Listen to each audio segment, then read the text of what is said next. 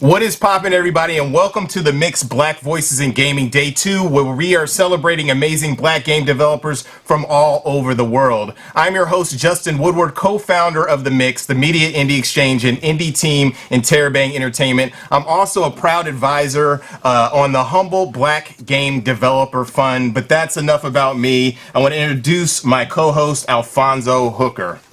What's up, everybody? It's Alfonso Hooker. I'm representing Tech Perfect and Gameheads. Gameheads is a youth of color game development organization. So we teach youth of color game development skills and DevOps skills. And I'm just so happy to be here. Yeah, shout out to Gameheads. We're going to have some folks on later in the show. A brief history about Black Voices in Gaming. We started this back in June of 2020 during the Guerrilla Collective, and when the protests and demonstrations were happening that united us from all around the world. Wow. Yeah, we're in Oakland. We're in Berkeley right now in the Bay Area, and there's a lot of activism out here, and it was pretty crazy. So during the Guerrilla Collective, we teamed up with Raw Fury, who helped to sponsor the first event. GameSpot, Twitch, IGN were some awesome folks who helped with the cause, and we continue that momentum this time with some other amazing sponsors, so we can't thank you enough. First off, one of the sponsors which I'm a part of, like I said, and we'll be talking to Sithe later, is Humble Games with the Black Game Developer Fund. If you're a black game developer and you're looking for some prototype funding or possibly publishing,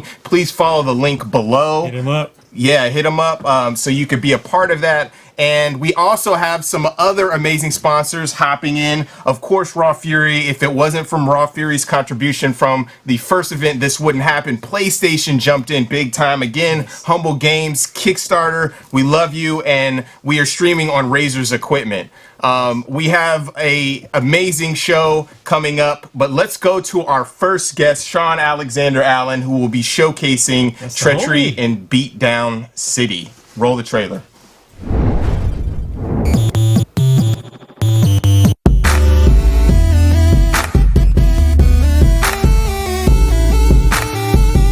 Yeah. They call me when ninja people attack the street. My president's black and y'all gon' give him back to me. I spend half the week training and doing tournaments. I spar with gangbangers with Yankee shurikens.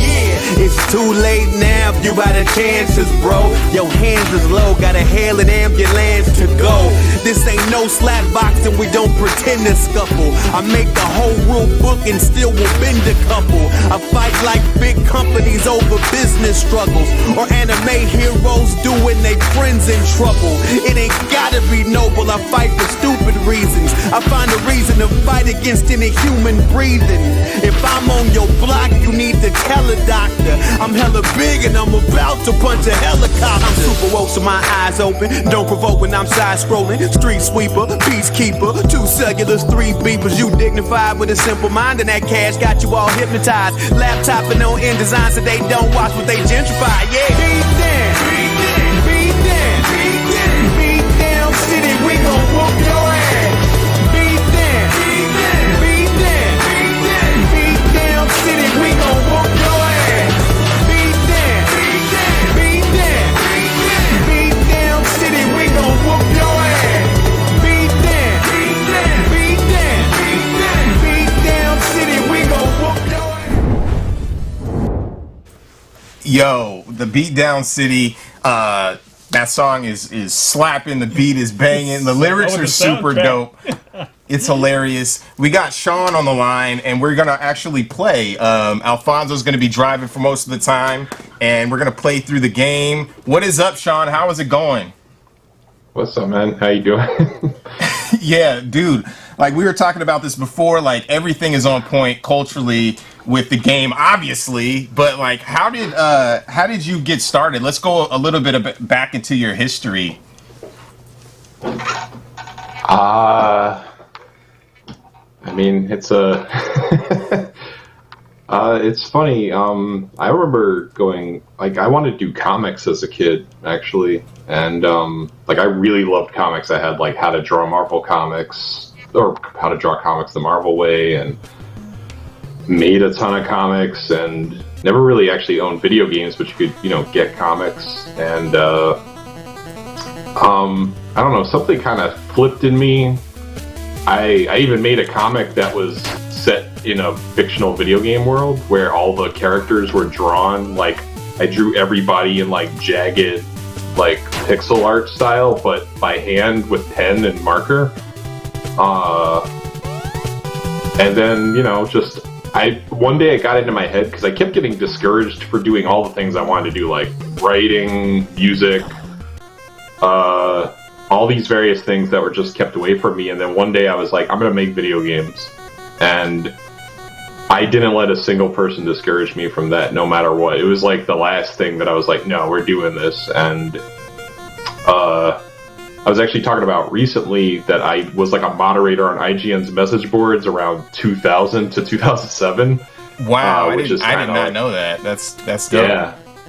I also sort of used to troll on those boards too, simultaneously, which I don't know how that worked. And I went to my first E3. I was just saying I went to my first E3 when I was in 2003, actually. Wow. Were you working at a like a GameStop or something when you went to E3 for the first time? Yeah, that because like you used to be able to go if you were an EB Games employee or GameStop employee. I was EB Games. Like I used to hang out at my EB Games, wanting to get a job there in 2000, and they just didn't. It was hard to get a job at these stores, especially if you were in school like I was. And then I was just talking about this with my wife. I actually got my EB Games job the day that Spice City came out. Oh, wow.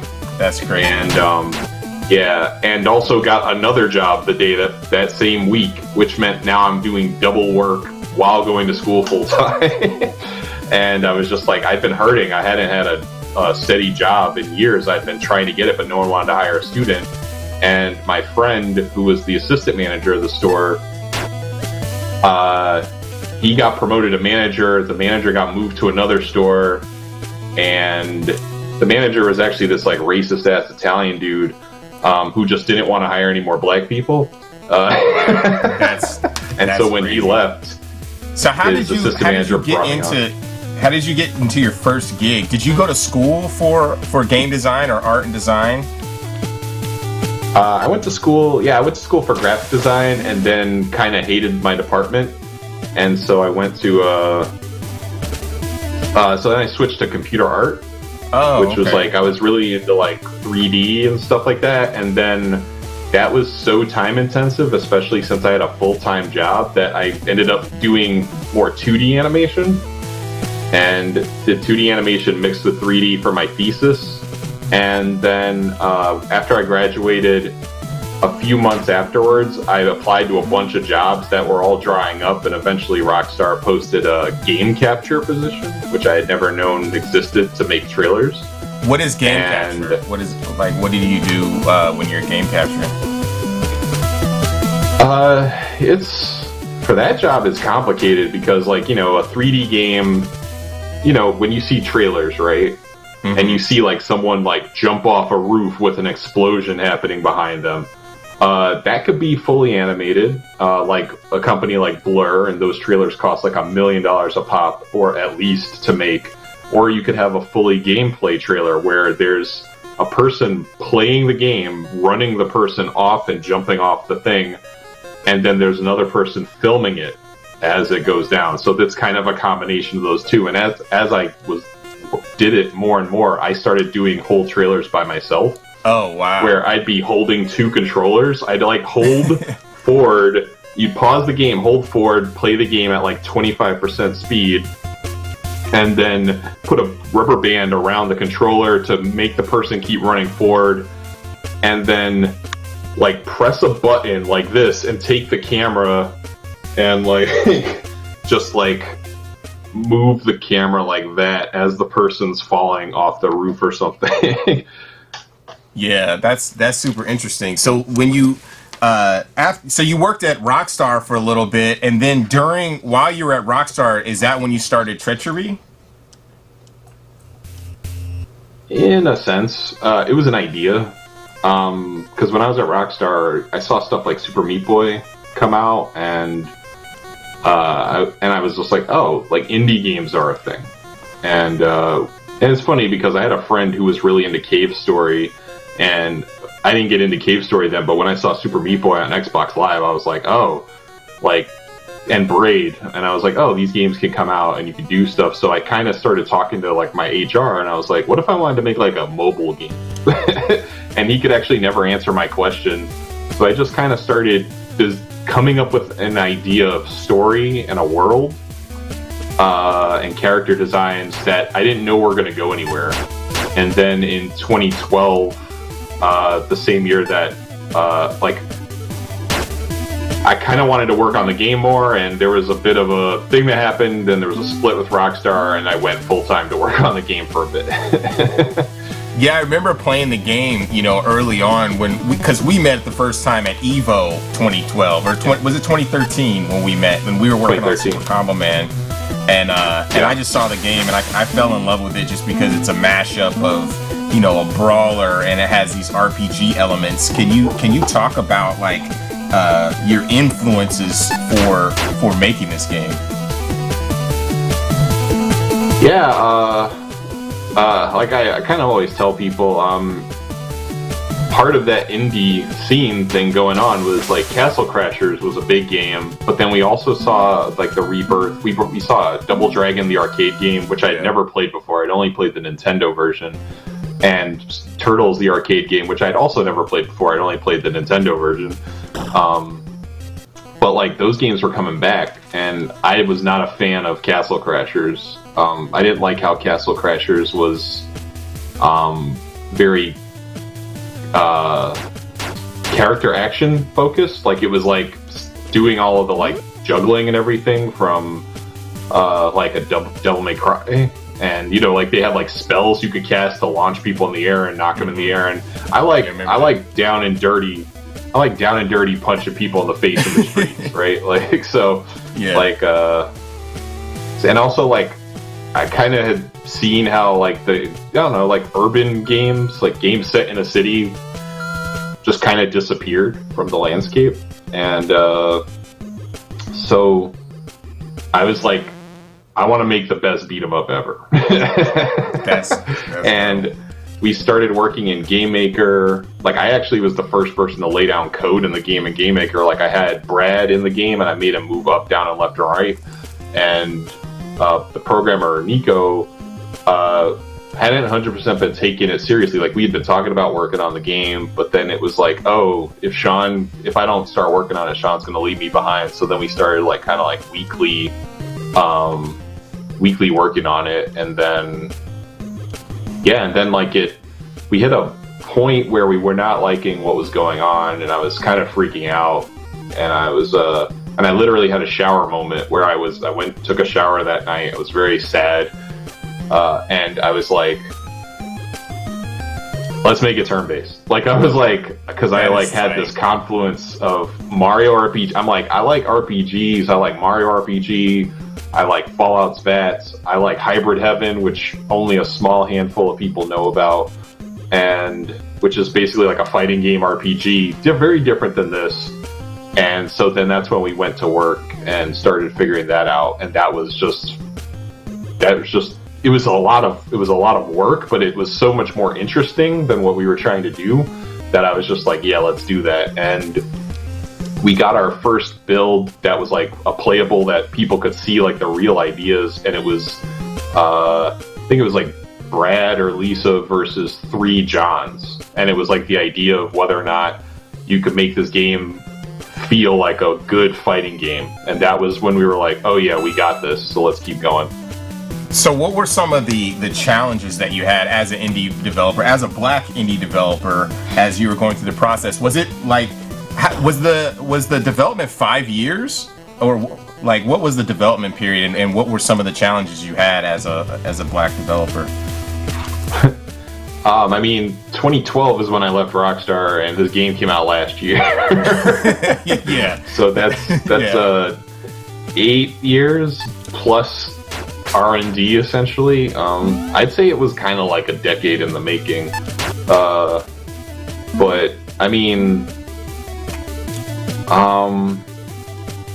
like I didn't know how to make, like, it's weird. Like I worked at Rockstar. I had worked on, like, I've been able to basically see and play and touch games that were nowhere near, like, that were very early. Like, I got to, like, touch Grand Theft Auto 5, like, where if you walked 2 steps in any direction, you'd fall off the face of the map. Like, so I got to see games, like, at a very early state, but I didn't know, like, what it was like to make a game when there was literally nothing on screen, right? So, and my programmer also, we were both very new to it, and I didn't have good project management skills. I thought I did. I don't know, like, I thought I'd worked in QA for a bit. I thought I knew it, didn't. So it was like a lot of, like, having to learn how to be a developer was a major thing. Also, like, finding money for this idea that I'm working on was very difficult. Like, I thankfully, you know, was a part of the PlayStation Mobile bit, which was like, you know, Shane Benthausen, like basically helped me work on this, because I wouldn't have been able to work on it without some money. So that's key thing. But, like, PlayStation Mobile development was fraught with technical issues just because the SDK was terrible. Basically any PlayStation Mobile dev would tell you that. And you know, just I've pitched to 1 million people to try to help get funding, and, you know, I had to go back to full-time work, and just, you know, really had to, like, I don't know, like anything I had, I poured right back into this game. And, you know, there's been some benefits, like, you know, the industry came out with the Kickstarter and backed the game, and, you know, that was amazing. And so but you had, at the same like, time, we asked for way too little money. Yeah, no, I mean, I feel that. And so you basically had to learn how to become more of a producer. You had to get your entrepreneurship up and, like, that type of thing. How did you, like, maneuver through these things? Did you have mentors or folks to help you out through the? Because it's a ridiculous process if you don't have folks to work with. You know what I mean? Yeah, that's what I was saying. Like, with Kickstarter, I really say that the industry is why this game. It's like, you know, I kind of started going to my first E3 was 2003. And then I didn't go back until I was at Rockstar. And when I was at Rockstar, I basically was able to, I went to E3 and, you know, I had a little bit more, you know, confidence, you know, and I got to talk to people, but I think I was real easy to deal with, and I made a lot of friends, and was very nice to a lot of people very nice back, and that led to when I wanted to go do my own thing. I remember this guy, Seth Skeisel, who used to be the video games writer at New York Times. I met him at a Halo party that I wouldn't have been able to get into without being a Rockstar person, because it was a weird thing of handing in a Rockstar business card and them letting me in because of that. Like, it was strange, because those, like, Microsoft parties were very exclusive, and I had no invites to anything. And I was in there, and Seth was just talking to me, and I was, like, talking to him about how I wanted to go indie and do that. And he was just like, yeah, man, that sounds great. And Seth's also a black dude writing about games, so that was really cool to meet him. And then we were at this party, and he introduced me to, like, Phil Harrison and, like, all these other people in the games industry that were just there because it was a very exclusive party. Wow. And he was just like, yo, this is Sean, former Rockstar. Like, he's at Rockstar right now. Yeah. He wants to go be an indie, blah, blah, blah. And those guys all just being like, oh, that sounds cool. Like, yeah, you should totally do that. And, you know, just having that bit of like encouragement, even if they barely know who I am, and someone just bigging me up already in front of people was, like, pretty nice to be like, oh yeah, I should do that. Also, I was at a party where I met a bunch of, like, my heroes. Like, I met, like, Nathan Vella, who was one of the founders of CapE, and my friend Barut, who was he was, like, the lead engineer on Skulls of the Shogun before it had a name, like, you know, early indie title. Yeah. Met Suda51 and a bunch of people at this party, and so I got to see what being an indie developer was like also. So it was like, and then, so those were people I could also email and ask for help and advice, and it just kept growing from there. And yeah, I mean, like, just having people to keep to talk to, like, when I was, like, just failing or feeling like a failure and just saying, like, I feel like a failure, like, what's up? And they're like, nah, man, don't worry about it. Like, you know, when you got to push your game back 3 or 4 times. Yeah. And having people say, you got to do what's best for you, Sean. Like, that was always super helpful. It's very, yeah, it feels like very serendipitous in that way. And you're also one of the co-founders of Game Devs of Color Expo. Like, can you talk about how that kind of came about while you're developing the game? Yeah, so I am not a co-founder, I'm a co-organizer. Oh, okay. I'd say I sort of helped found it in the sense that one day I just woke up in 2012. That was part of my 2012 awakening, was like, I just had this flip in my brain where I was like, I always say it was because I started listening to Dead Prez and Saul Williams, and their music's very revolutionary. And I started looking around and being like, there's no black people in the games industry. And so then, like, I started, like, really... And then I wrote a big talk about it for IndieCade of 2013, which had me diving into, like, you know, the history of hip-hop and tech and just getting into all these stats and looking at all this stuff. And that got me... I was, like, this, like, hyper-radicalized person who was just, like, really fighting for this. And so I started just trying to find all the black folks that were in the games industry and go talk to them and figure out, like, what we could do to go forward. And I found Kat on Twitter because she was friends with a mutual friend, and then she was teaching Kat Small. She is the founder with Chris Algu. They have their company Brooklyn Gamery, and I found Kat, and I went to a UX talk she was giving just so I could meet her in person. And this is what I do: is I find black folks in the industry and I start talking to them about, like, how can we make the industry better? How, you know, just whispering, like, hey, you know, there's no black folks, blah blah. And based on those conversations, a lot of times people, like, will just become friends and tied together forever. Like, that's what happened with me and you at Evo, right? We just started talking about, you know, there's no black people here. So, and then Kat, just the talking from there, because Kat is an amazing organizer. She helped found Code Liberation, which was a group for teaching women how to code. And so she's just, like, this amazing person for organization. And so she worked with Chris to found Game Devs of Color Expo as, like, this, just kind of this idea of, like, is there a market for this? And it was at Microsoft in Times Square. They gave up some free space for a lot of game events, and it was pretty big. It was great. And then she reached out to me and some other folks the next year and said, I want to do more. I need help. And I had gone to the Schomburg Center for the Black Comic Book Festival and a bunch of other events, and saw how dope this, like, spot in Harlem was, like a very pro-black space. And I said, we need to move the event there. So I did stuff for the event. Like, I made some big moves for it because I always say I'm kind of like the, you know, like Malcolm X or Stokely Carmichael type of the games industry, and that, like, I'm just like, let's change everything right now as much as possible. Yeah. So it's super dope what you, like, what has come up with the Game Devs of Color Expo. Can you tell us about, like, where you're going with New Challenger? And you have Treachery and Beatdown City. It has, like, a diverse cast. You're an activist. You're doing all this cool stuff. What's next for New Challenger?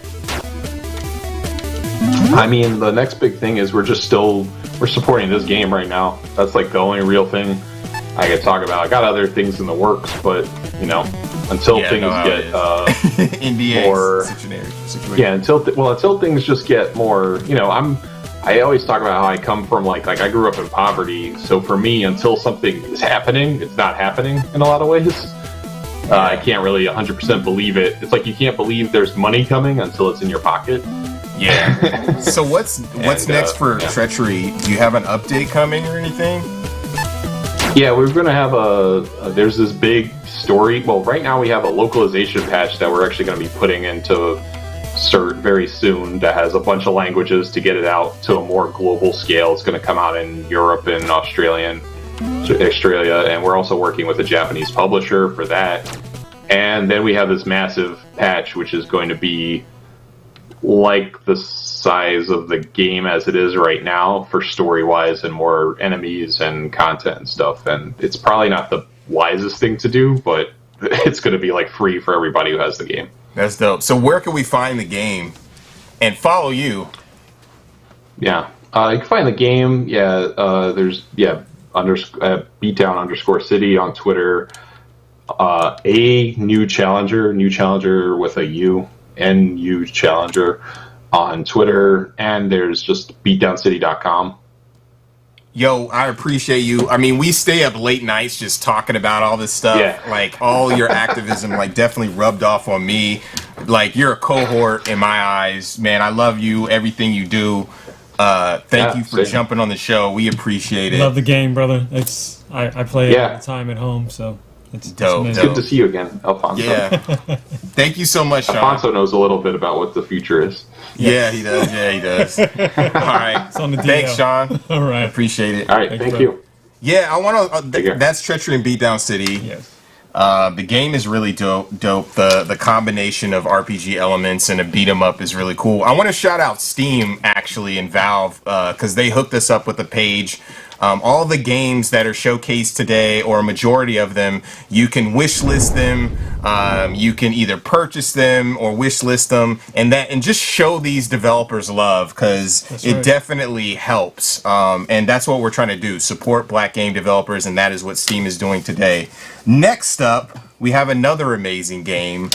This developer is actually in the Humble Black Game Developer Fund as well. And we're going to go to Adam Kareem with Proto-droid Delta next. And this is Proto-droid Delta. Let's roll the trailer. I am Delta, a proto-droid.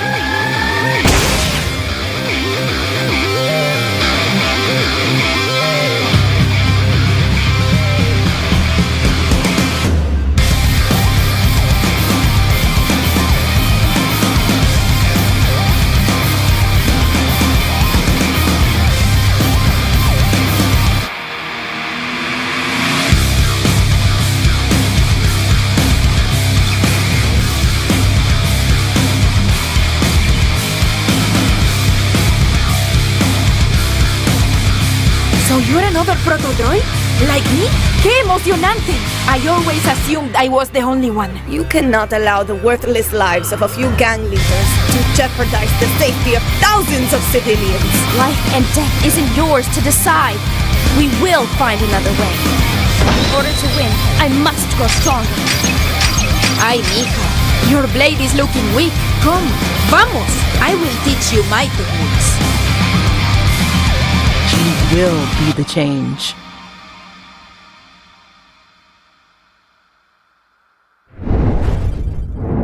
And that is the action platformer Proto-droid Delta. On the line, we have Adam Kareem. What is up, Adam? How's it going? What's going on? It's great. Yo, it's great seeing you again, man. You're like one of the most enthusiastic people in general that I've ever met. I'm nuts, man. I don't know what it is. I just love people. I love making games, which is like a hobby of mine.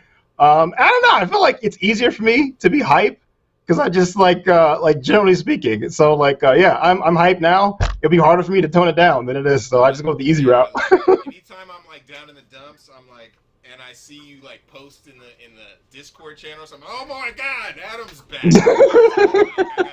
You like making me reinvigorated while I'm like grinding because yesterday was, we had a long stream yesterday. I was like, oh my God, right. Let me figure this out when we're jumping on. I'm gonna be on here with Adam, but we're gonna play Proto-droid Delta now. I'm jumping super right hyped. in. I'm jumping right in. Just jump right in. Tell us about. Go ahead. Yeah, let's say go for it. Yeah. Tell us about the game. I mean, it's been an interesting journey. I am Delta. Yeah, so it started off as just a desire to see a good 3D Mega Man. And because I always loved Mega Man X is my favorite game ever. And I always thought it kind of sucked. Just 1 second. Let's get you on the stream real quick. Okay, sure. There we go. Yeah. So I always thought it was kind of lame that I was always inspired by the idea of making a 3D Mega Man that played really well because that hasn't been done. There's 30 2D games. And then like other franchises which made a good jump, like Mario, Zelda, Metroid, I was like, yo, this should be a good 3D platformer Mega Man. So that was like the original inspiration, and I just kind of took it from there, man. Yeah, I mean, you could definitely see the inspiration. And you did some other prototypes, which I think that's fascinating. A lot of, developers starting off was like, how do I start off? And like, you did it the perfect way. Can you explain some of that? Yeah, dude, that's actually where it started. It actually didn't start with Mega Man, my game dev journey. I started out wanting to make a Sonic fan game, like a 3D Sonic game that played really well. And so I was like, yeah, man, like it'd be great if Sonic could like have a 3D game. And then that kind of like started the bug, was that like this belief that I could somehow create a good 3D Sonic. So I entered my first fan game into Sage, the Sonic Amateur Game Expo, and it did okay. It was called Sonic Explorers. And then from there I was like, well, let me go to like the next franchise that I've loved so much. Let me do Mega Man. And so this game actually started as a Mega Man X 3D platformer prototype called like Mega Man X and Zero training missions, where you could either play as X or you could play as Zero. And then at some point I was like, you know what? Like I'm spending hours making this game every night after work and hanging out. That like I should like make it something unique and make it its own. And so that's when the idea for like turning it into Proto-droid came to life. Yeah, and what was your initial day job while you were working on these really cool prototypes? Yeah, man. When I started, I used to work at Whirlpool designing like home appliances. I'm a mechanical engineer by trade. I still work full time. And so I do games as a side, as like a hobby. So that's kind of like the way I've been managing things.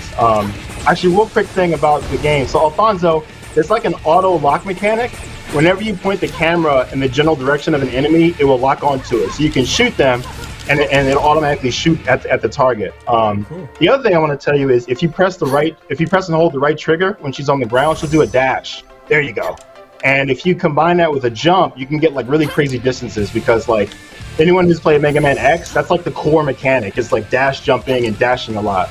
So I really put a lot of effort in trying to like retain the feel of that because that's really important for like a Mega Man X game. Yeah, let's just go into the mechanics. Let's just talk about the game in general. Yeah, dude. So like for me, the biggest challenge is like how do you make a 3D Mega Man that doesn't become like a third-person shooter? Because it's a very different skill set from like game design-wise for someone who's used to just like pressing buttons versus managing two sticks, right? And so I was like, I didn't want to alienate folks who were, like myself, like who were more into the platforming elements of it. And that's what's so genius about the Mega Man games is that like you just have to jump and shoot. Those are the only commands, really. Mm-hmm. So I was like, how can I like capture that? How can I like jump and shoot in a 3D environment? And that's where the soft lock-on came on, where like originally I had the camera kind of like focus on the target, but it became disorienting for a player to like gauge your jumps when the camera is also moving the entire time. So I was like, let me instead let the camera be alone and just have like through coding like be smart about who you're locked on, so the players always keep their spatial awareness so they can jump and shoot at the same time. You could definitely see that reflected in the gameplay for sure. It feels super solid. I know you were really paying attention to those mechanics. Sorry, Fonzo. Got smashed up, and he was practicing last night too, for sure. He's like, "Yo, let me get that game. Like, send me a link to the game because I need to practice and not look like an ass while I'm playing." But he's doing exactly what I said. He's doing really well though so far. He's doing well. Go ahead. Go ahead. No, I was going to say, Alfonso, one thing you can do is if you press and hold the shoot button, you can store a charge shot, and those destroy shields immediately. Okay. And so when you deal with those turrets, the technique is either you rush up and engage them and take them out with like your melee attack, or you break because the melee breaks shields, or you break their shield from the distance with a charge shot, and then they become kind of exposed. So that's what I'm trying to do game design wise is like you have to give players a reason to use each tool, you know what I'm saying? And I'm taking a lot of cues from like Doom Eternal, how they're really smart about like each weapon is a tool, and every encounter with an enemy is more like solving a problem than it is about just like your ability to shoot really fast. Yeah, that's dope. You have like a super diverse cast of characters, and that was very apparent in your Kickstarter. Can you kind of dive into that? Yeah, man. So it's like when I had the opportunity to like make a game and create a world, I kind of wanted to make something that reflects more the world that I grew up in. Because like, what you see a lot in gaming is that like, take the Mega Man franchise, for example, there's over like 30 games, and all the characters are of the same skin tone for the most part. And then additionally, they're majority guys. You know what I'm saying? It's like in over 30 games, you can count on one hand the number of female characters who are almost always in some sort of support role, not necessarily heroes or really significant. And then you have like all the heroes are the same skin tone. And I get that in a sense that like people tend to create things that they can see themselves in. You know, they create things in their own image. So when games are made mostly by like Japanese developers or like the same sort of folks in like in the US, you know, like white folks or whatnot, you know, they'll create characters that reflect their upbringing. So I was like, well, I got a chance to do the same for me. You know, like I can create characters that look like the people I grew up in. So there's like I think there's a total of 5 black characters in the cast. There's 3 Latino characters. I really wanted to be like a celebration of like the true diversity of gamers as a whole. You know, it's like it's great to have more games that look more like the people that play them. One thing I joke about a lot is that like Super Smash Bros. Right has like Super Smash Ultimate has like over 75 characters on the roster, and there's like more furries and animals than there are like black or brown characters. And it's in a lot of ways like a reflection of like over 30 years of like gaming icons and gaming history, and in 30 years, you know, we got more furries and than like black folks. And if they are, they're either bad guys like Ganondorf, or they're like just an alternative skin. So I was like, yo, I can make a game. Yeah, go ahead. I was just gonna say, or mad ambiguous, like mad ambiguous, like Bionic Commando, the new Bionic Commando, or you know what I mean? Yeah, man. And so it's like, you know, I want to create something that like players like myself growing up can like see themselves in, because there currently aren't a lot of options like that. And so things are getting better. You know, we got things like Horizon Zero Dawn, the female lead, Control, like strong female lead. And you've got like more diversity in the cast of like other games. But you know, we're moving along, but we're not quite there. And so that's why I made it a point for my game.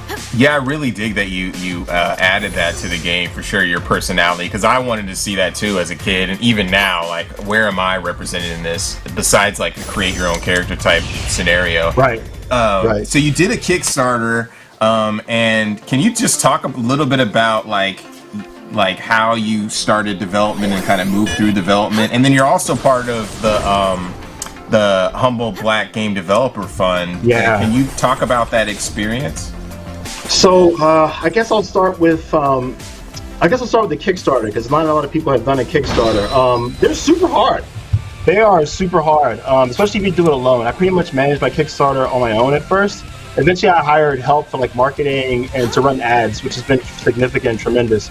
But the reason I ran the Kickstarter is because, like, you know, I do games as a hobby, and I felt kind of like I really wanted to see, number one, is there like a market for a game like this? But number two, I wanted to see if there's a way I can help to sort of like offset the expenses, since I'm paying for all these things myself. You know, I kind of felt guilty, like, you know, everyone has a hobby, you know, but like I felt kind of bad spending like so much on like personal hobby for my family and whatnot.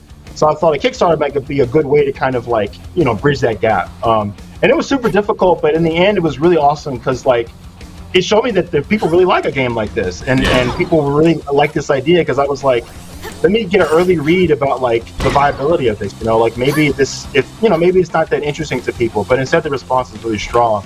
And then, sorry, what was the follow-up question?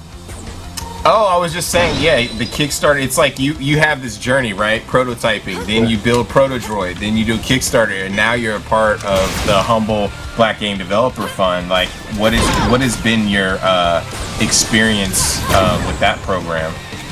Man, Humble's been fantastic. These folks have made taken such a large load off my shoulders, because like with the Kickstarter, like it was hopeful, like the goal was just offset the expenses best I could, but it didn't really cover the full game's budget.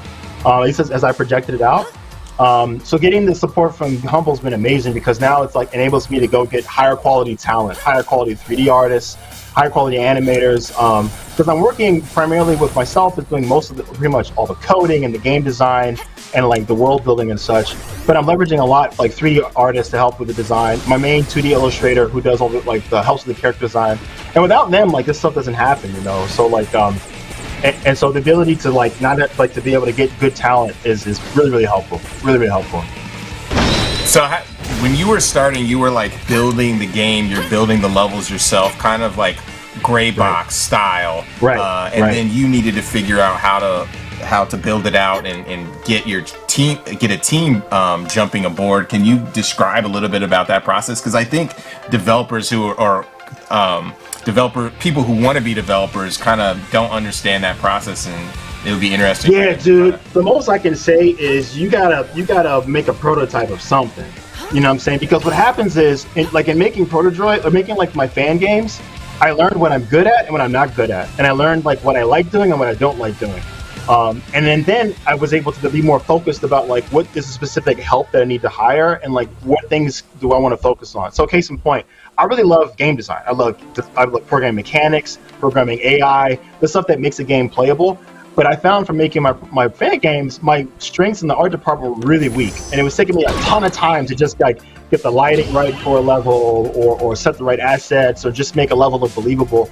So by making those quick fan games, I got to learn that about myself, and it became easier to sort of build a team that way.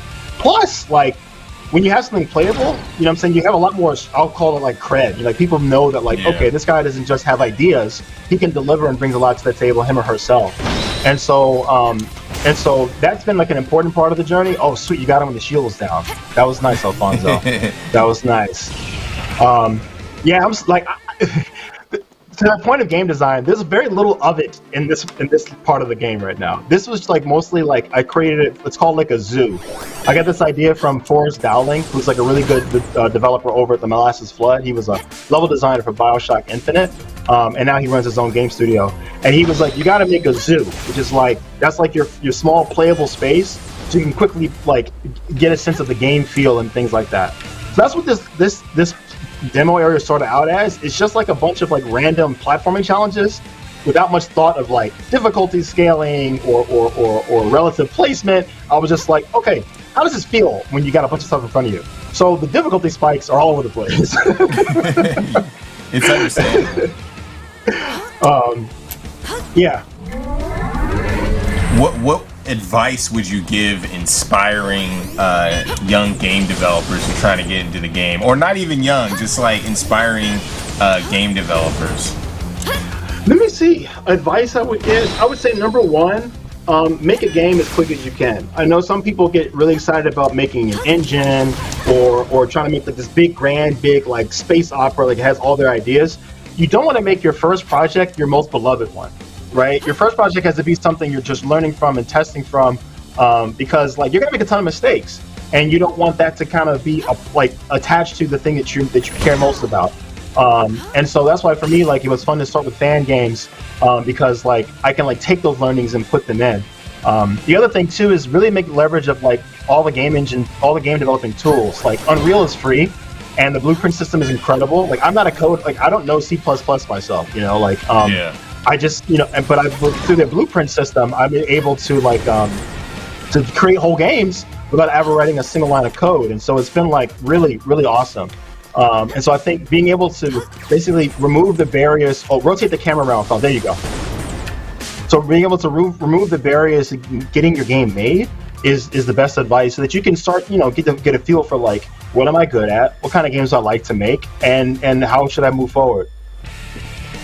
Yeah. I'm just checking it out a little bit. Yeah, man, yeah. The really big trick, Alfonso, if you can work the timing, is like the dash jump. So it's like right trigger then A, right trigger then A, and you become like this like space ninja. Yeah, there you go. She goes kind of nuts, man. What other mechanics you have in the game, or do you have planned that you can share? Huh, funny you should say that. I guess I shouldn't do this on the stream, but like, are you guys by a computer? Yeah. Of course you are. You're playing on the game. Okay, wait for a second. Destroy this enemy and I'll tell you the little secret. Okay, so someone hit left control 3 times in a row. No, so we have someone else who's handling that. That may not work, but did you guys do that? Yeah, there it is. Okay, you've now unlocked literally everything. So she has a double jump, so if you jump again in the air, you gotta take care of that guy. There'll be a double jump. You can perform the dash in the air, so if you jump and then press dash, so perform that in the air.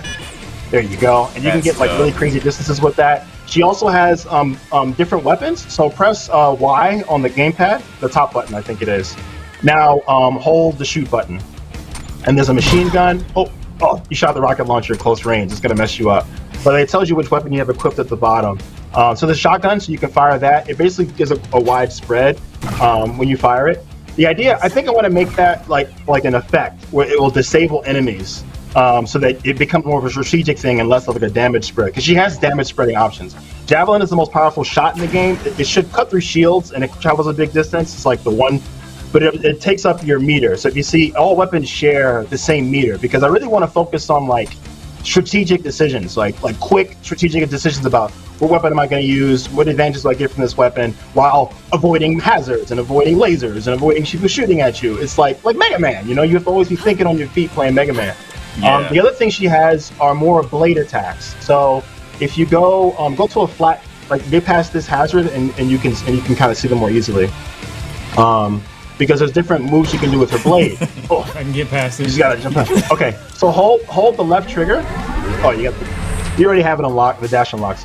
So hold the left trigger, and then you'll see the button mapping for the different blade specials she has. So if you press like A, she'll do her vertical one, which is ideal for taking out enemies who are above you in a single shot. Oh, that's and then tight. if you press like square, it performs like a wave that she'll shoot out.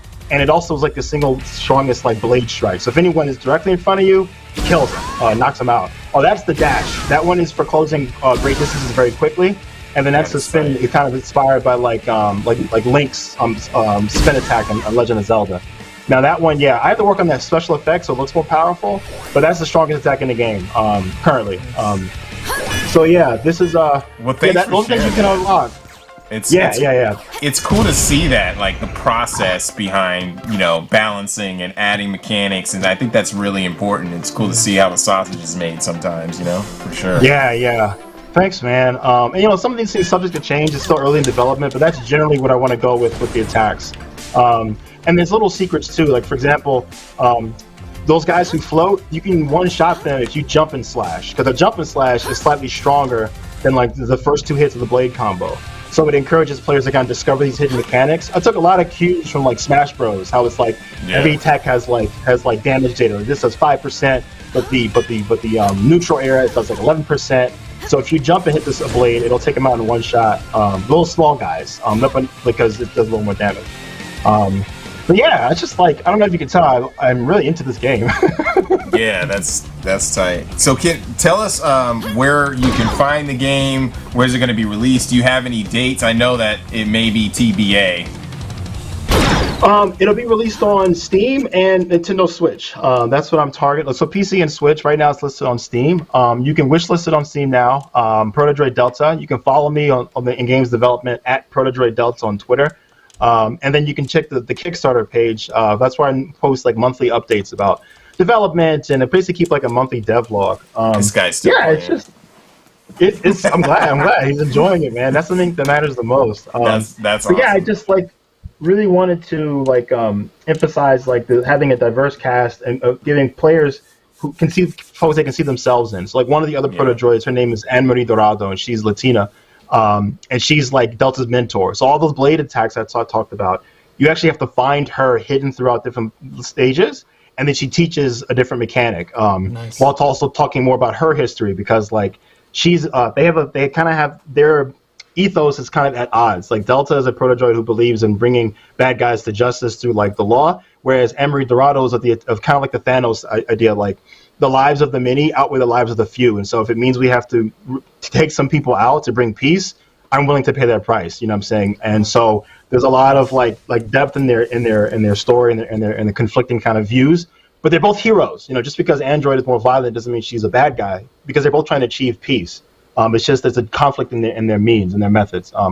And the cast is majority female. You know what I'm saying? It's like I think it's like the ratio is like 6-4. A lot of the main story leads are female leads.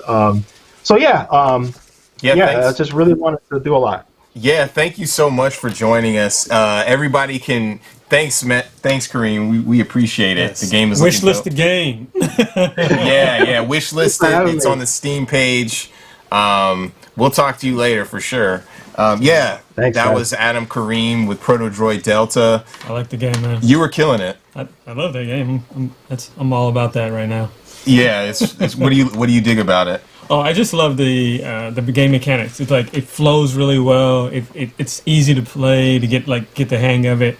Obviously, I still need to work on my jumps, but Yeah. I'll get there. I'll be there. It's solid. The mechanics are solid. I'm a big fan of Mega Man and such. So yeah, go ahead and wish list that. Shout out to Steam, for working with us on the wish list page. You can check it out at MediaIndieExchange.com. Show those brothers love. Yes. Wish list them, purchase games. But up next, we have an interview with the OG. Raymond Graham. No, not Raymond. We got Tony Barnes. Oh, Tony Barnes. That's another OG. Yeah, we got a lot of OGs on here. We got Tony Barnes coming up, and he's going to be showing Run, Die, Run Again. All right.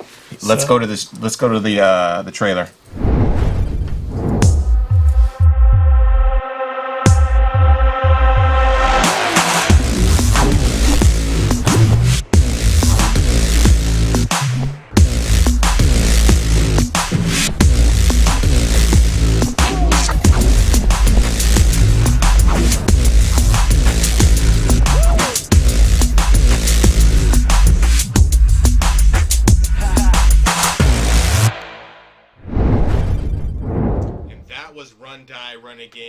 The initial trailer for that, and we got Tony Barnes on the line. What's up, man? Oh, hey. How's it going, Jeff? Good. It's great to have you back. We had you on the very first Black Voices in Gaming, and you're back, and you've been busting out a bunch of stuff. You've been working on Run, Die, Run Again, and a few other prototypes. How has everything been going with development? Hectic. Like you said, man, I got basically like 2.5 games on the go, and there's just one of me.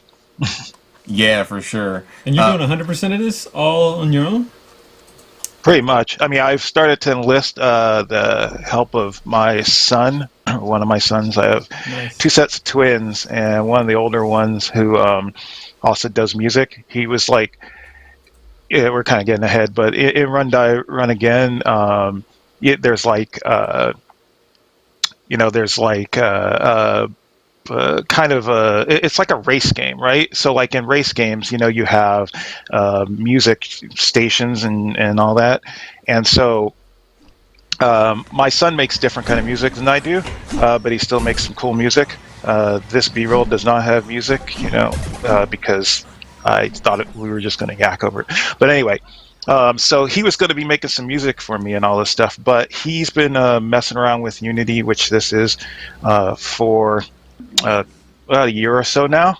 And so he's kind of helping me out as the game grows and becomes more refined away from the prototype that I started with.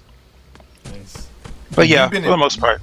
Yeah, you've been in the business for over 30 years. One thing that I like, which I thought was dope and hilarious at the same time, is you did 28 days of Tony Barnes, which was magnificent.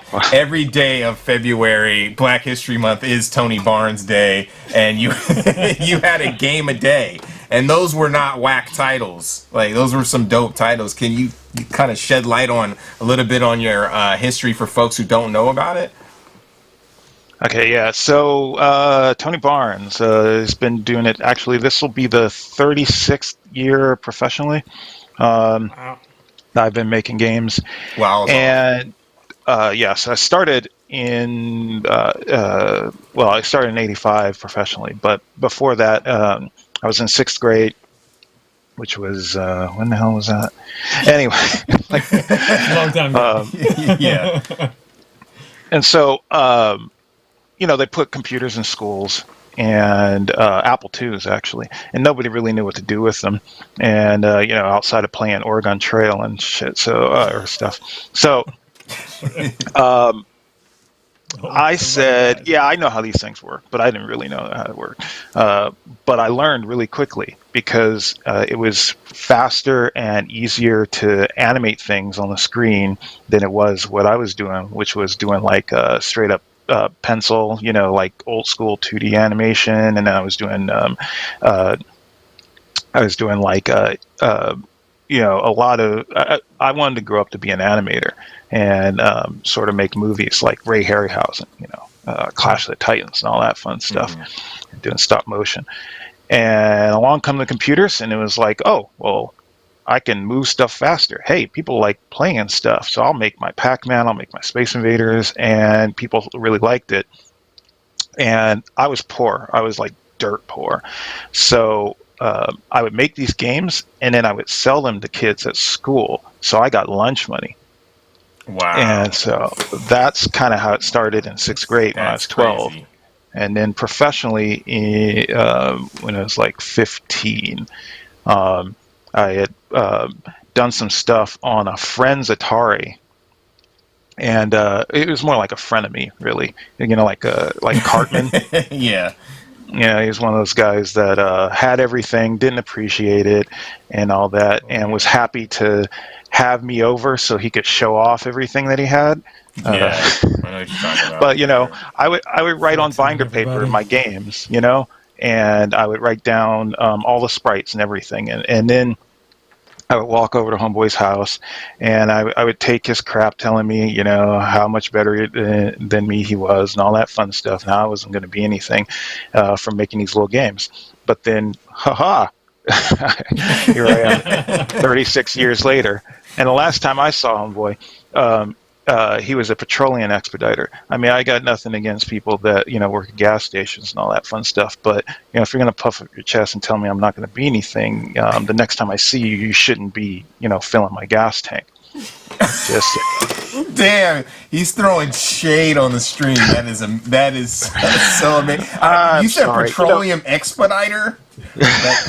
I've never heard. I have never heard that. That was that's awesome. That was very colorful. I'm gonna steal that. So how did you? So you fast forward to AAA. You did so much stuff in AAA and working with at big companies and stuff. Can you talk a little bit about that and how you transitioned into indie games? Yeah, it's crazy. I always looked a little older. Oddly enough, people tell me I look younger than I do now. But back when I was younger, I looked older. So I could get in the bars. And there was a bar you got that real quick. You got that Lando look. You know what I mean? Oh yeah, thanks. That's good. I like that. Back in my day, seriously though, there weren't many role models for my gen. People nowadays, 90s babies, grew up with a whole bunch of people on the screen and all that stuff, and we're just now getting into games and getting more black faces on screen. But really, when I was growing up, there was Billy D, Sexy Lando. And there was the dad from Good Times and Jefferson. So that was it. So you saying that I got the Lando thing, I'm cool. James. So yeah, I was in this bar, and so were these other guys that were around my age. So none of us were supposed to be in that bar. Come to find out, we were all Prince fans, and Homeboy had a company that he was starting up called Visual Concepts, and was like, "Oh, you should come with us and all this and do this." And then I didn't really go with Visual Concepts, but we kept in touch. And I told you I had 2 sets of twins. So one of the sets of twins came in 1990, and you can't just be out there. Kind of living from paycheck to paycheck, doing spec work and all that fun stuff. So I needed to find a real job. And he introduced me to people at Electronic Arts who were looking for somebody that could program, maybe do a little art, and definitely design. And I said, well, I can do all that.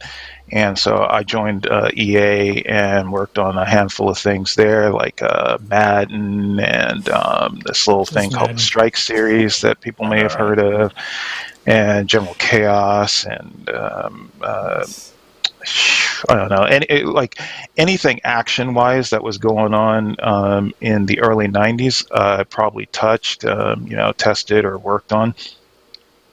And that was my serious introduction into AAA. Before that, I worked, with companies doing spec work or did some edutainment, but, EA was my AAA school.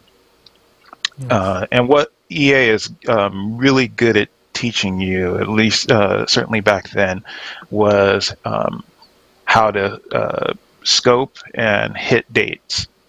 Because back then it was here's a line in the sand, and here's your box, make your game that fits in that box, right? Versus a lot of stuff nowadays is, I've got an idea, and then you just kind of plow forward, fleshing out the idea. And the problem with that, especially for AAA, is that things are costing, like $200-300 million. So you can't really work that way. But it teaches you some discipline. And so, Electronic Arts, Crystal Dynamics, worked on Legacy of Kain, and worked on a bunch of their stuff while they were transitioning from the 3DO and the Saturn to PlayStation. So did, like testing and stuff on Gex, and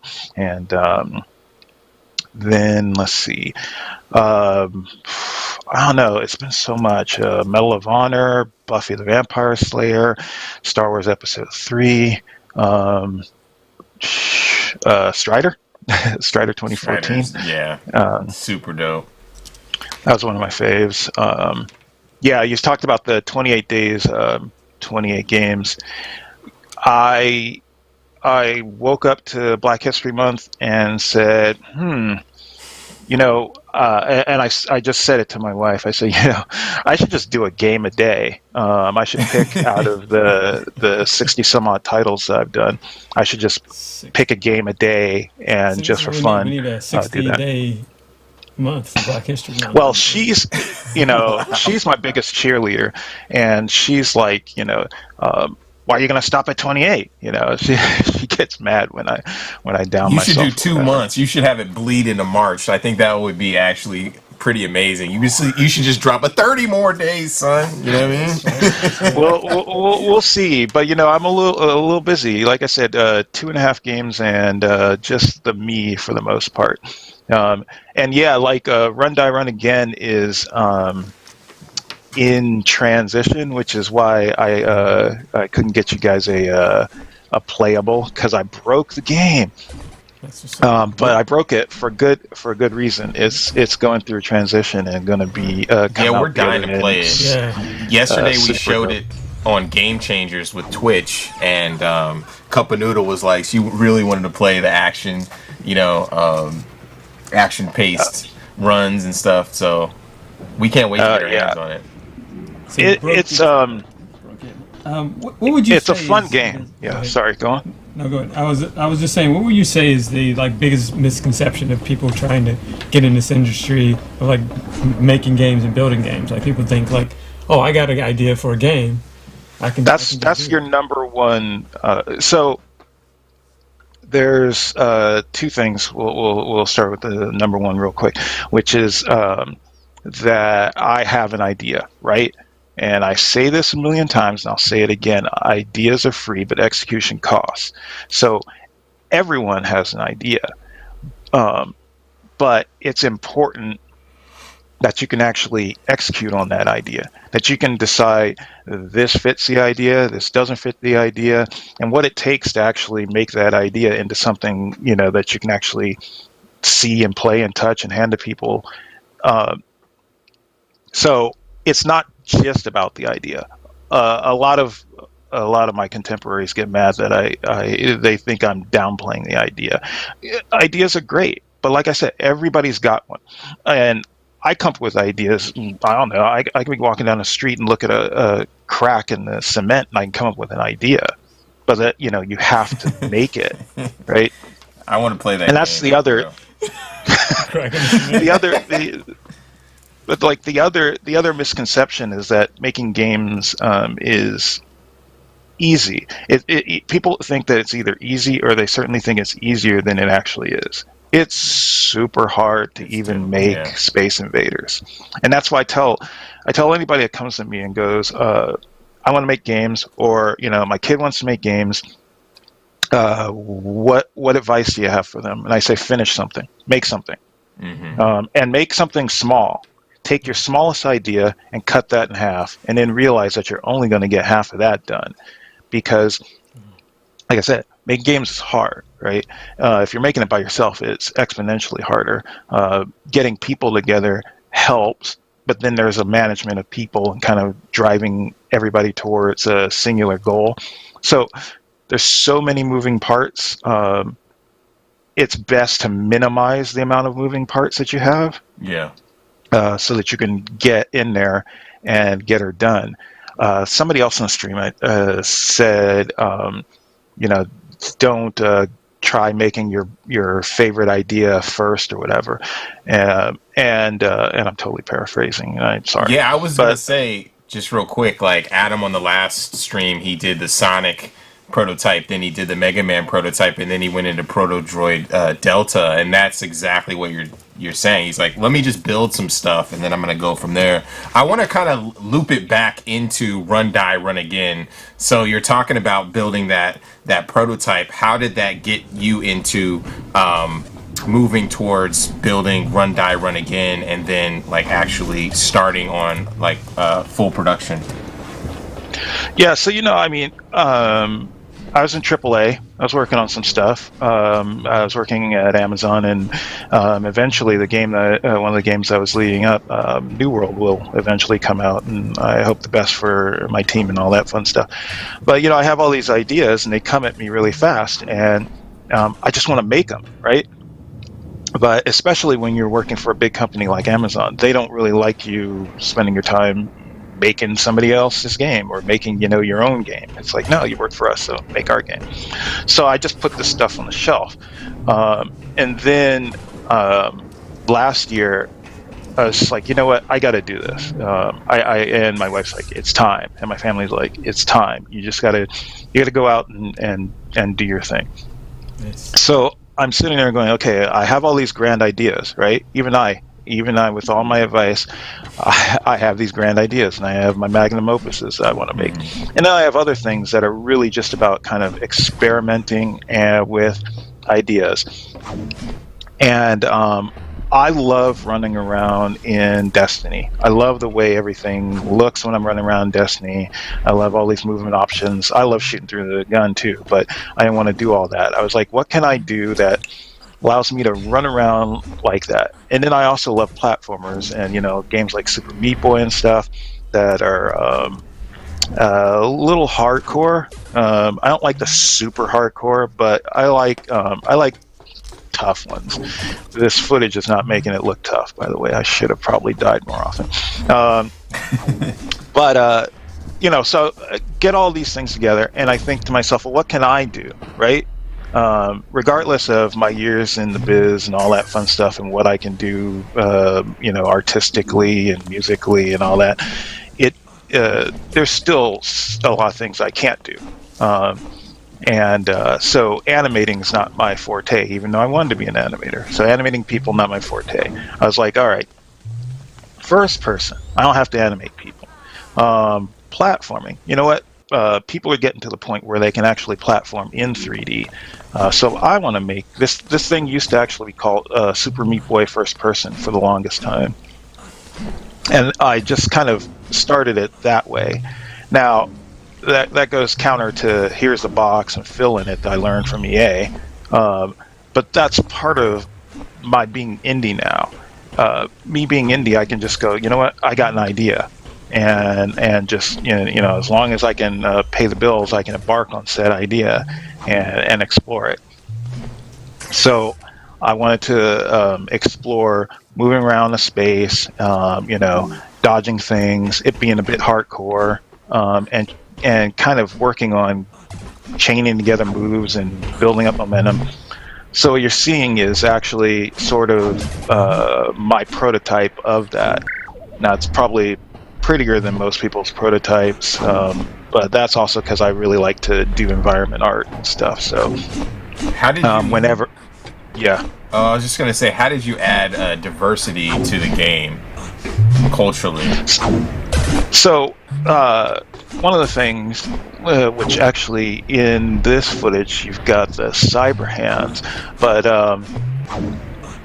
all of the characters, there's a set of characters that you can choose from, and each have they're each diverse. I think there's a hint of it in the at the end of the trailer. You see a woman and she's vaulting over something, and she's a black woman and all this, and like she's when I look at the characters, what I wanted to have in there, I was like, okay, I'm not gonna not gonna purposely have a whole list of boxes to check, like, oh, got to make sure we have this covered, that covered. It was the opposite. It was, oh, good, I don't have to do anything. The only thing that I know I'm gonna do is I know I'm gonna put on a diverse cast of characters, because if I don't, who is? You know, I mean, like, I've worked on stuff where it was like, no, you got to put this person in there, or, you know, working on somebody else's IP. You know, I couldn't make the Mace Windu game. I had to make the Anakin and Obi-Wan go at it game. Yeah. So in this game, there's characters, and each character actually has their own set of movement. So, like, you know, some of them have double jump or triple jump. Some of them have kind of like a Princess Peach jump where you jump and glide, and you know, some of them have like time stop and all that. And they're kind of it's all kind of tied into the character's character. You know, like characters that aren't typical. Like, you know, the woman that's a kind of spokesperson that's on the end of the trailer, her name's Nessa.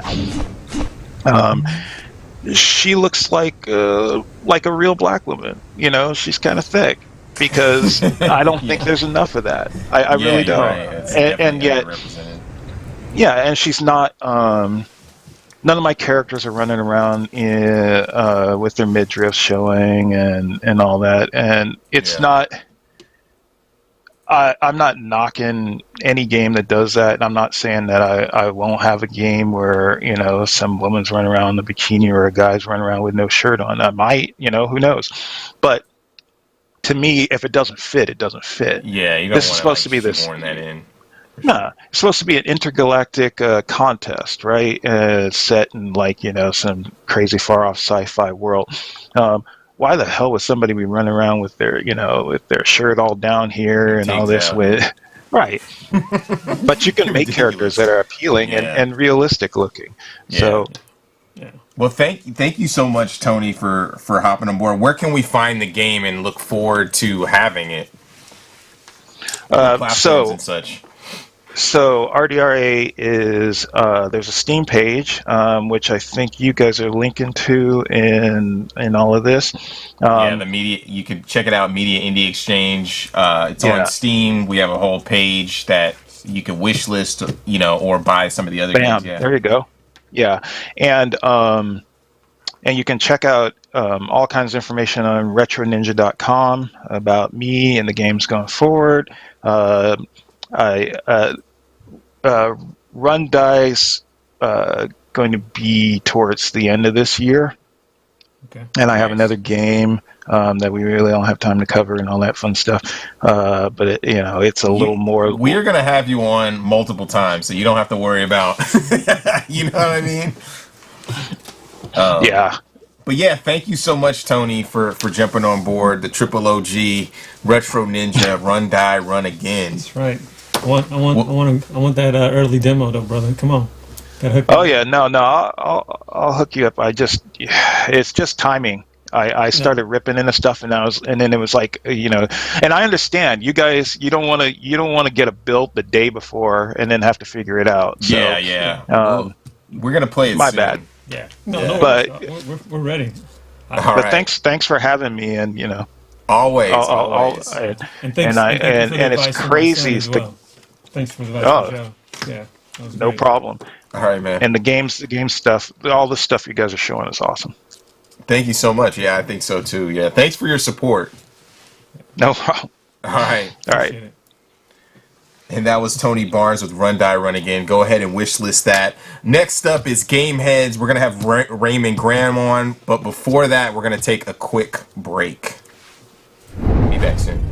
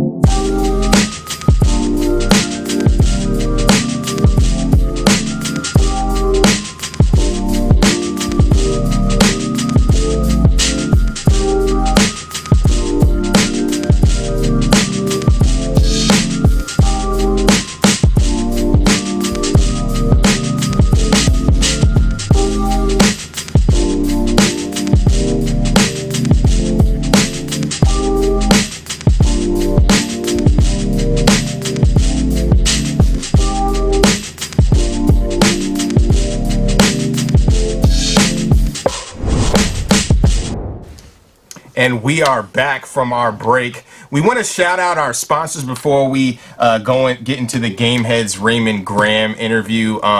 We have amazing sponsors. Without them, this would not even be possible. We want to shout out Raw Fury, PlayStation, Humble Games, Razer, and Kickstarter. And of course, we want to shout out Humble Games as well for the Black Game Developer Fund. I am one of the advisors. It's been an amazing experience working on that. If you want to find out more, go to the link below. But right now, we're going to go into the trailer for Gameheads. Let's hit it.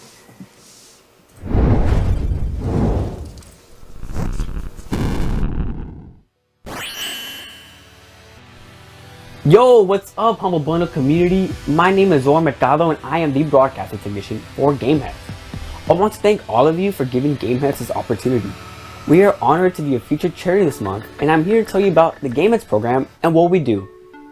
At Gameheads, we change the lives of students of color and students with low incomes by training them in video game and tech industries. We spend the school year learning about the fundamentals of video game design, development, DevOps, and mixed media. Then in the summer, students form teams and choose their own roles like level designer, animator, or coder, and build a video game demo over 15 weeks with the help of our amazing industry professional mentors. At Gameheads, we are developing the next generation industry talent. With your help, we can continue to create opportunities for our students, supply them with valuable hardware and software, provide professional and academic mentorship, and truly make an impact on the future of technology and video game industries. So thank you and stay safe.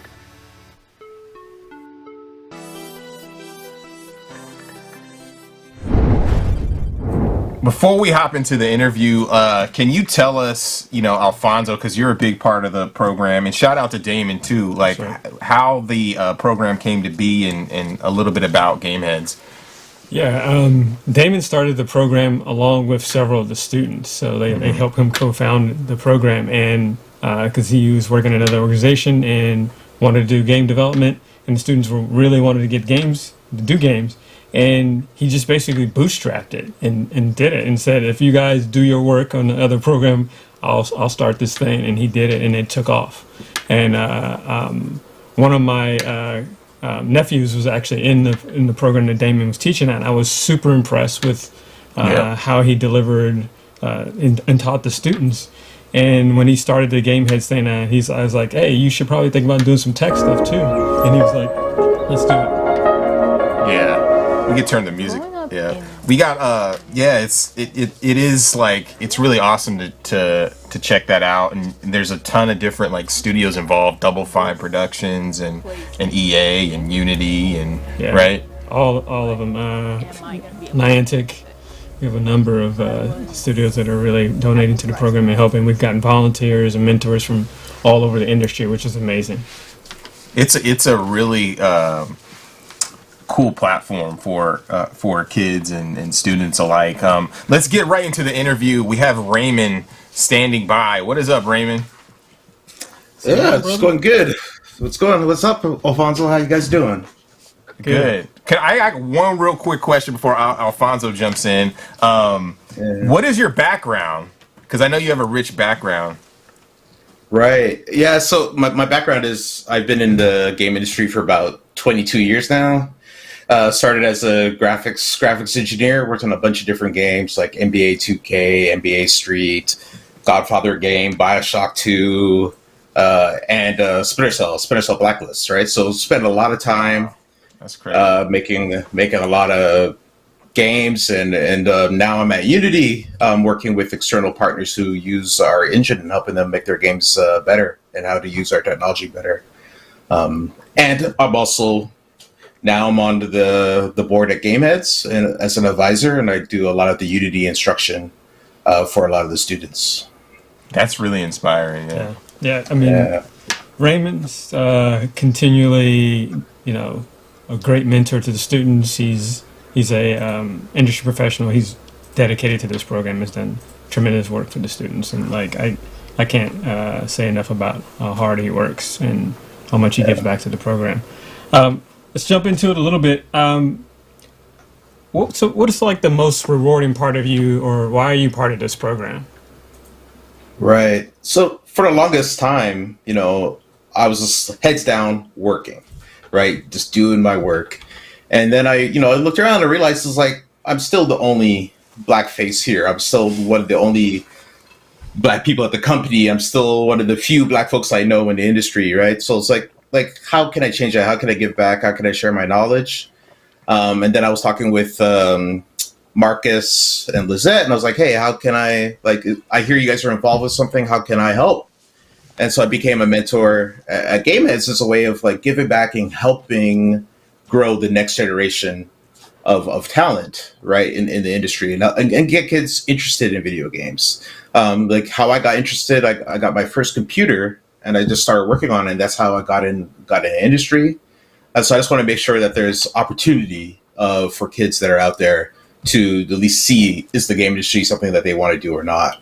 And then I had the opportunity to do the mentorship at Gameheads, and that really is what got me involved and got me going with this. Awesome. And what do you think is some of the greatest challenges you encountered throughout your career, to being the sole black face in some of these organizations? It's really hard. I mean, I find that when I'm in the tech industry, it's just feeling alone in those roles. Yeah, but I don't know if I really even thought of it as a disadvantage. I was just kind of let's just do it. Heads down, just keep going. Mm-hmm. Just even to start, when I went to school for computer science, I was one of 3 black folks in the class, right? So it's always been like this, right? So it's just a matter of, I'm not going to let that stop me from my goals, but I damn sure want to make sure that the next generation have it easier and have it better. You know what I mean? I was just gonna jump in.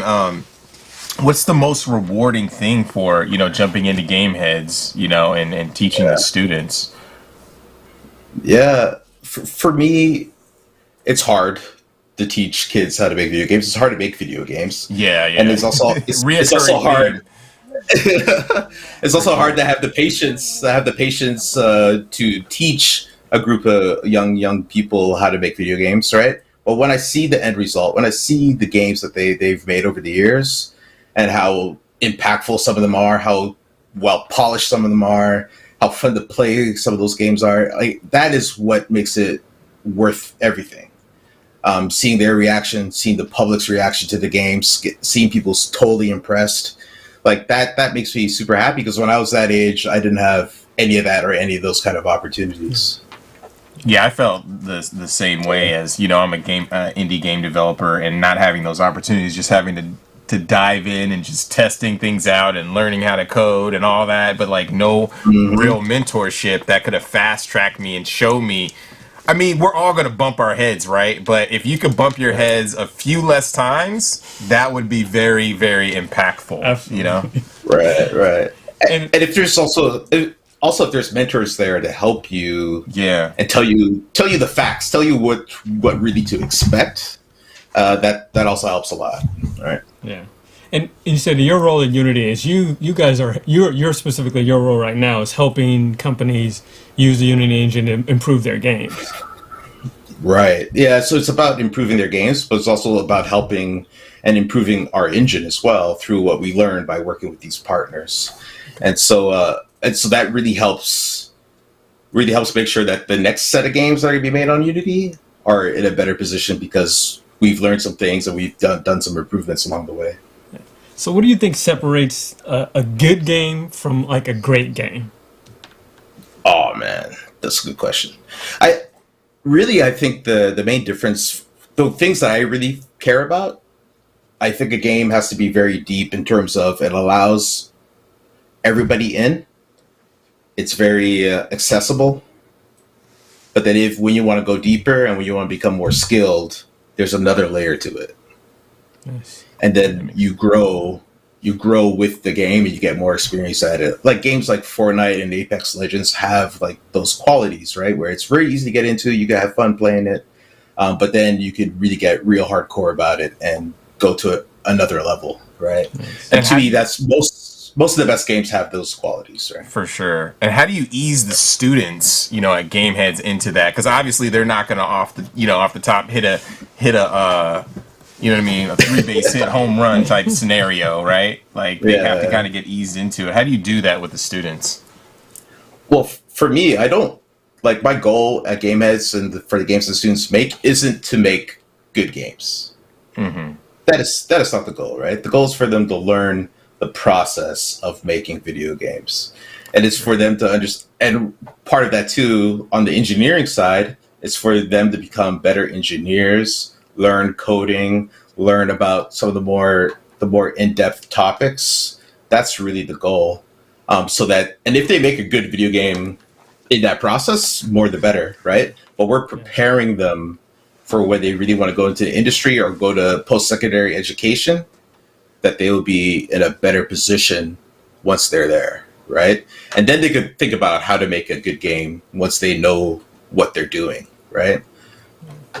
One of the things I love about Raymond, and I say this all the time when we're in person, when we get back to being in person, is that Raymond is not easy on the students. Like there's no coddling. There's like you gotta do the work. He's like, you gotta show up. You gotta really invest in yourself. And I think that's the thing you have to do with our folks is like, look, you're not gonna no one's gonna handhold you through a role if you get one of these jobs at AAA companies. Raymond's not gonna be there like, oh, it's okay, buddy. You can just not do good.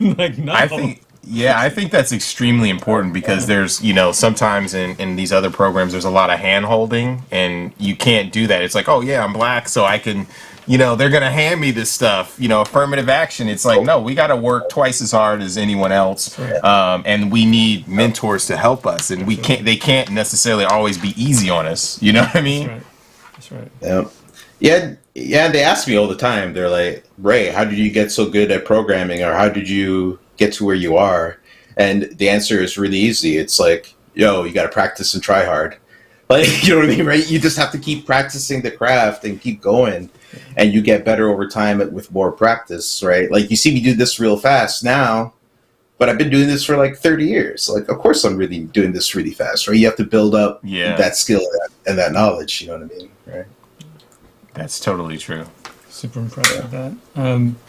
And what do you think are the specific barriers for folks of color in this industry, especially in this industry?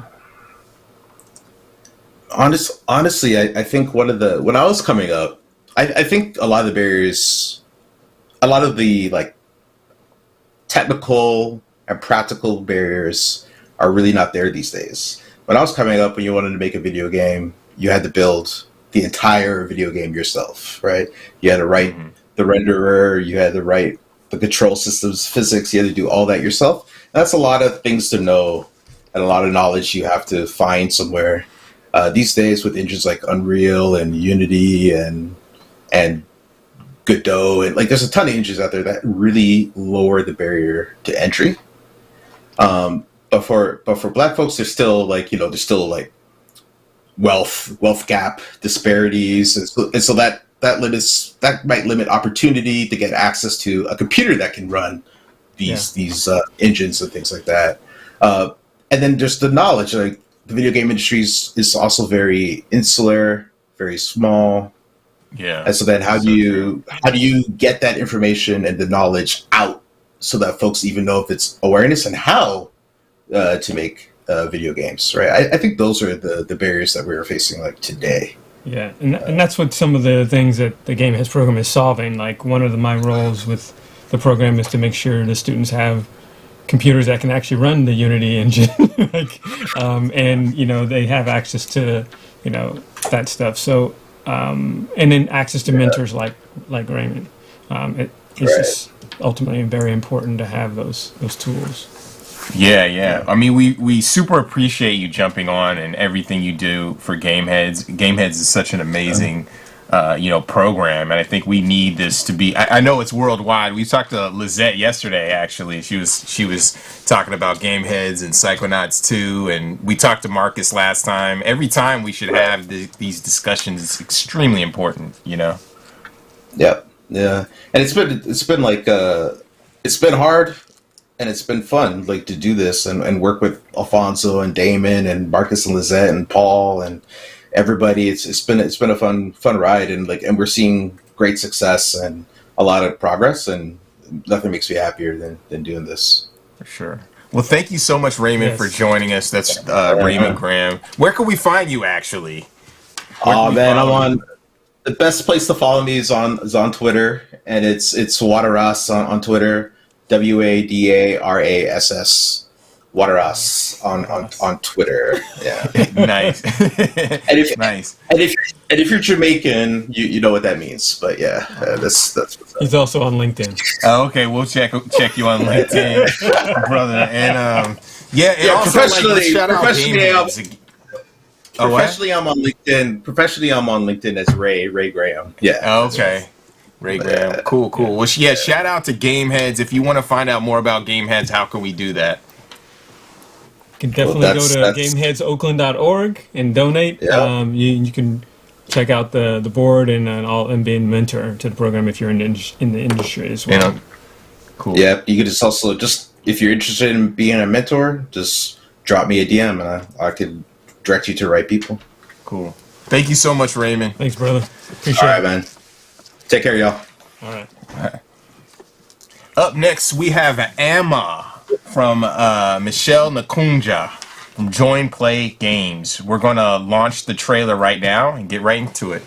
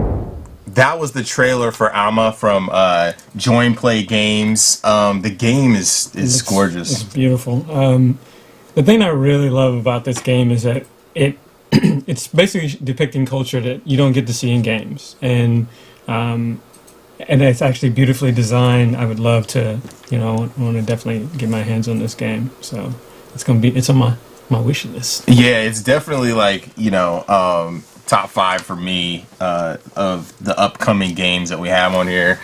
We have Michelle Nakunja. I actually spoke with him before because he is part of the Black Game Developer Fund for Humble Games, and he's an African developer. So we're seeing this slew of awesome games from black developers from Africa come out of the woodworks, and they're making this amazing content and these games that look like really AAA, and they have big teams and stuff.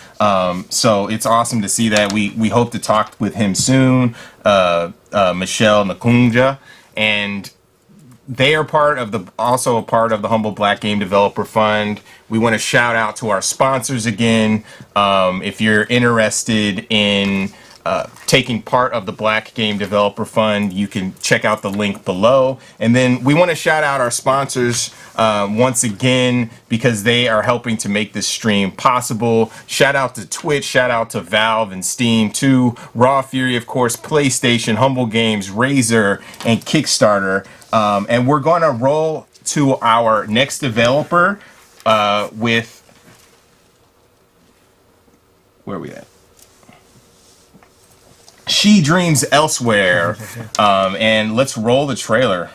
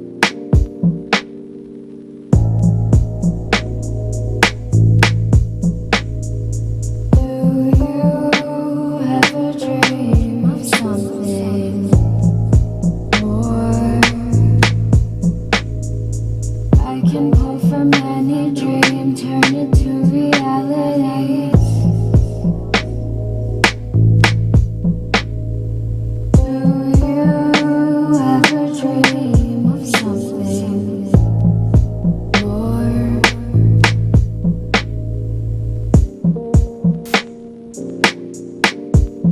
I dream about pretty flowers and new dimensions.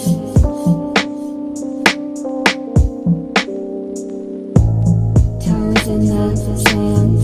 I wanna travel tan. I wanna be far away from home, do it on my own. I wanna have control, I wanna take the throne. That's what I dream about.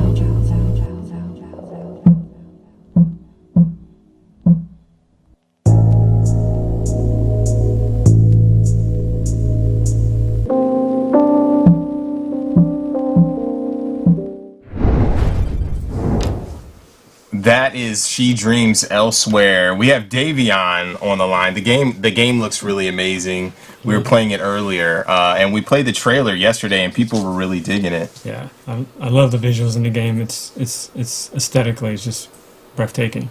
Yo, what's up, Davion? Hey, man, how's life? It's good. I love your setup. It's gorgeous. Ah, thanks, man. I've always said that, like, if I wasn't, like, a game developer, I'd be, like, an interior designer or something, so, I appreciate the compliment. For sure. Everything's been blowing up for you, man. Like, you've been featured all these different places, and I'm not... So how has development been going for the game? Well, you know, it's coming. I mean, 2020 kind of put, like, a wrench in, like, literally everything. But now it's, like, I'm, like, really excited of, like, how it's been going. A lot of, like, exciting stuff to, like, show. Some new announcements coming up in, like, later this year. So, yeah, I'm ready to be done with this game, and I'm ready for y'all to finally experience it. Nice.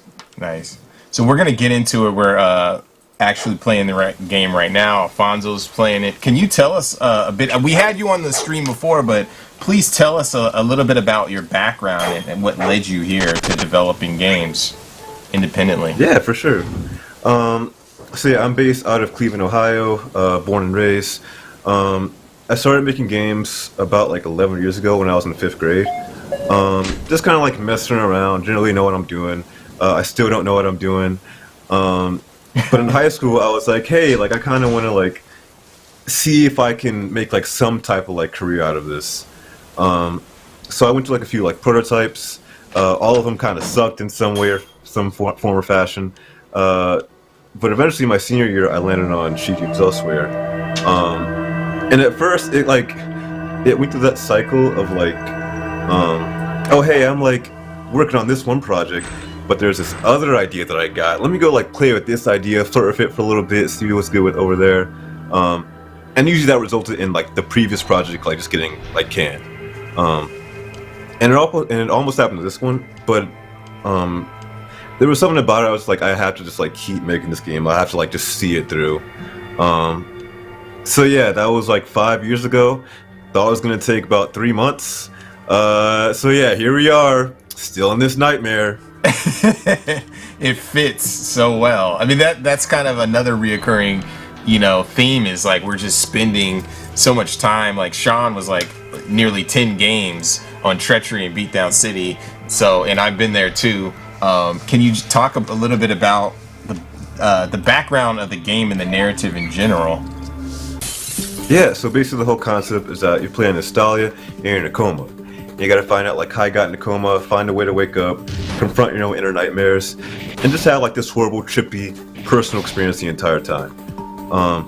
And for me, like I've always been like super like into this like dreams and like how they can affect, how they can like reflect like your own like what you're going through emotionally. And plus like it just allows for just like so much just like creative freedom. Like you can pretty much like do whatever you want in a dream, for better or worse, development-wise. So yeah, I've just always been like super into dreams, very into like the surreal and the weird stuff, and just like ultimately just like kind of making like whatever like weird stuff that I want to, which thankfully I've been able to do so far. So appreciate that. So what are you doing right now? What is Alfonso doing in the world? Yeah, so right now you're going through the first like official level. This is Oblivion. Beforehand, you had like this like really weird like bad dream. You woke up, your friend dragged you to a party that you didn't want to go to, and at that party you were like, not really feeling this. Had an anxiety attack. Fun times. So you're like, all right, I'm out, going back home. I'm done with this. But as you left, you kind of like found yourself in like this weird like dream, like hellscape. So now at this time, like Dolly's just kind of like trying to like find her way out, just figure out like what is going on, find her dog because like her dog's here for some reason. And yeah, it's, we'll see where it goes from there. Can you describe the combat? Because I think it's really interesting. It has that kind of Phantasy Star aesthetic, you know, old school. Yeah, I'm like a huge fan of just like old school RPGs, like Final Fantasy, Dragon Quest, Persona, Earthbound especially, if it wasn't obvious enough. Yeah, Earthbound, I forgot about that one for sure. Yeah, one of my favorite games of all time, that and Mother 3. But yeah, so basically combat, it's all about just kind of like getting through battles as efficiently as possible. So basically if you like strike an enemy's like weak point, you can stun them for a turn. But if you stun all enemies, then you get to like just link up with like your whole party, do like this devastating attack, and it's kind of like end things like that much quicker.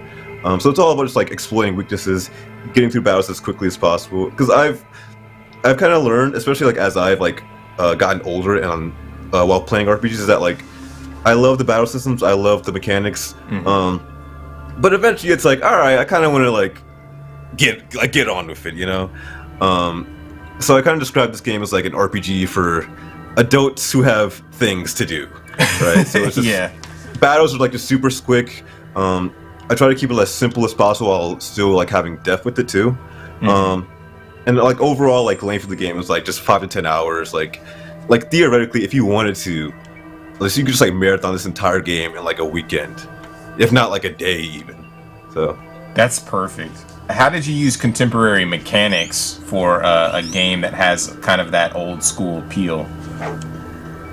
It just kind of like comes to like my own like personal preferences. Like I said, like I love like the whole like old school style, but like I didn't want to bring like more like quality of life updates to it. Like there's no like random encounters. Your HP and your SP, like they restore like after every single battle. And then the final game is going to be like difficulty options, more accessibility options. Just basically any way that like more people can like get through this game. I'm cool with that. That's like my goal. And you're doing like, you're developing every aspect of this game, or are you like, what is your team like? Team dynamic? Yeah, so it's mostly just me. Beyond me, I have my composer Mimi Page, who's absolutely amazing. She composed like all the original scores. There's my character designer Yanina. She makes like the actual like full scale illustrations and like the character portraits. And then I also have my porting team who's like getting the game on the consoles, and Papa Jan and my PR team who like does like the bigger like press beats. But beyond that, at the moment, it's just me going insane in this dungeon that I call an apartment. Where are you at? Where are you located? Cleveland Heights. Oh, okay, that's which right. I do not recommend at all. I cannot wait to get out.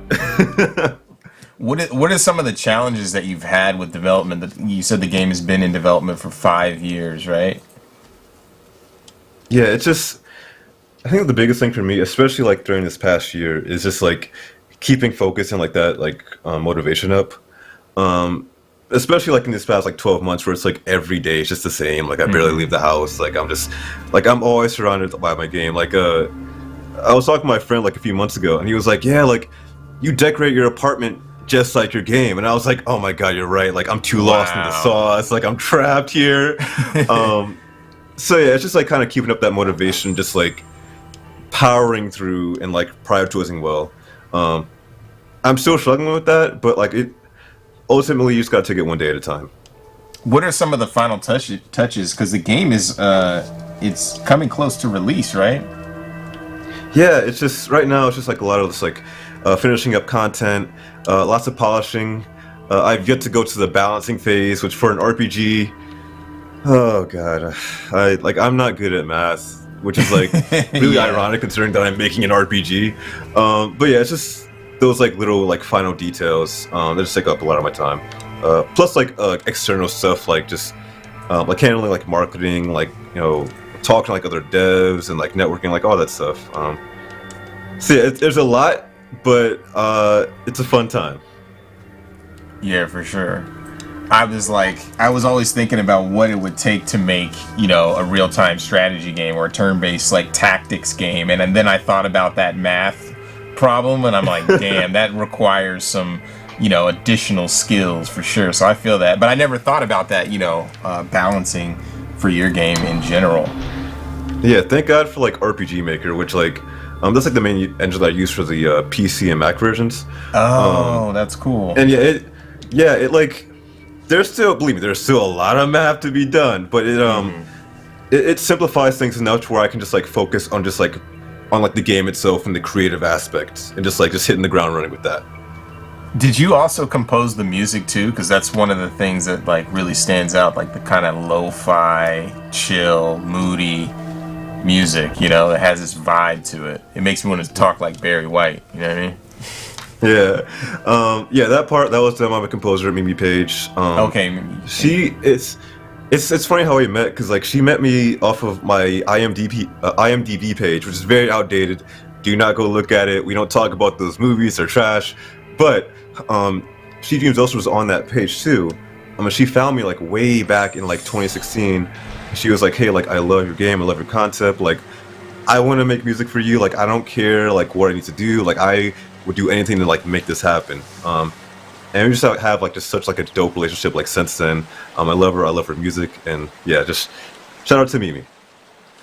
Yeah, shout out to her. It definitely pulls through. And I really like the limited color palette. It really stands out. Like you said, I didn't even put two and two together, but like when I looked at your background with the blue and the purple flourishes, that does definitely, come into Lost play. In the sauce, man. Lost in the sauce, dude. I totally get it. You know what I mean? So how did you come up with that, the art style for the game? Total accident. Like the original concept of the game was like in like this full like colorful, like more like Earthbound like type of style. And I pressed the wrong button one day like early on, and it made like the enemy graphic I was working on like entirely black and white. And I was like, that's kind of wrong, but like it looks cool. So I started with like having like just the enemies be in black and white, and then I was like, okay, what if I make everything black and white? And then what if I make everything black and white, but like add like a little spice of color here and there. And yeah, I just been like developing it from there. Like I just love I love colors in general. Like if it wasn't obvious enough. Yeah, for sure. And what you have to do a lot. Like you have to do business development. You have to. I know you were working with some PR folks, but you also do marketing and stuff. What do you think is one of the most challenging aspects of like putting the full package together? Because it's all these elements composed into one, game. It's just more like, just really just like keeping track of like everything and like where everything is. Especially like when you're working alone. Like there's like games take whole teams to develop, but when it's just like you and it's like, right, look, I gotta like work on like the animation, but it also needs to like finish writing, but also needs to like do the level design, but also needs to like email this one guy who like wants an interview, and also like do like all this other stuff, and like it's a lot. So I'm still working on that aspect. It's really hard. Do not make a game of this scope alone. I do not recommend it. But it's coming. It's coming, y'all, one of these days. do you have so you're finishing this up? You must have different projects that you want to work on in the future in your head, or do you ever veer off and spend a little bit of time tinkering and making little prototypes? Less like prototypes and more just writing. Because I want to, in addition to doing games, I also am a filmmaker and photographer. So I have photography side projects. I have a photo shoot tomorrow actually. Oh, nice. And I also not to reveal my hand just yet, but I've been working on my next feature film script. In addition, just brainstorming the next game. But I don't know. I don't really know what's happening after this game. The future is bright, but it's also very scary. Yeah. I understand. You don't even want to think about that until after this. Sometimes till after this stuff is done, because it's such an arduous process. What is like that's so interesting about your film background? How did that get started? How did you get started in film and screenwriting and stuff? It's really weird. Like I was like always like into film, like from like when I was a kid, to the point where I would like make like these storyboards, like in like these notebooks, like complete with like these fake credits and everything. So I always just like loved cinema. And then in high school, like around my sophomore year, I was like, hey, like this game stuff, it's cool, but like I forget like what movie it was. I want to say it was like Gone Girl. I saw that in theaters and I was like, yo, this is dope. Like I got the drive to like make a movie now. So like the next week I called up my friends. I was like, yo, we're making a short film in the next few weeks. I have no clue how to do it, but we're going to do it.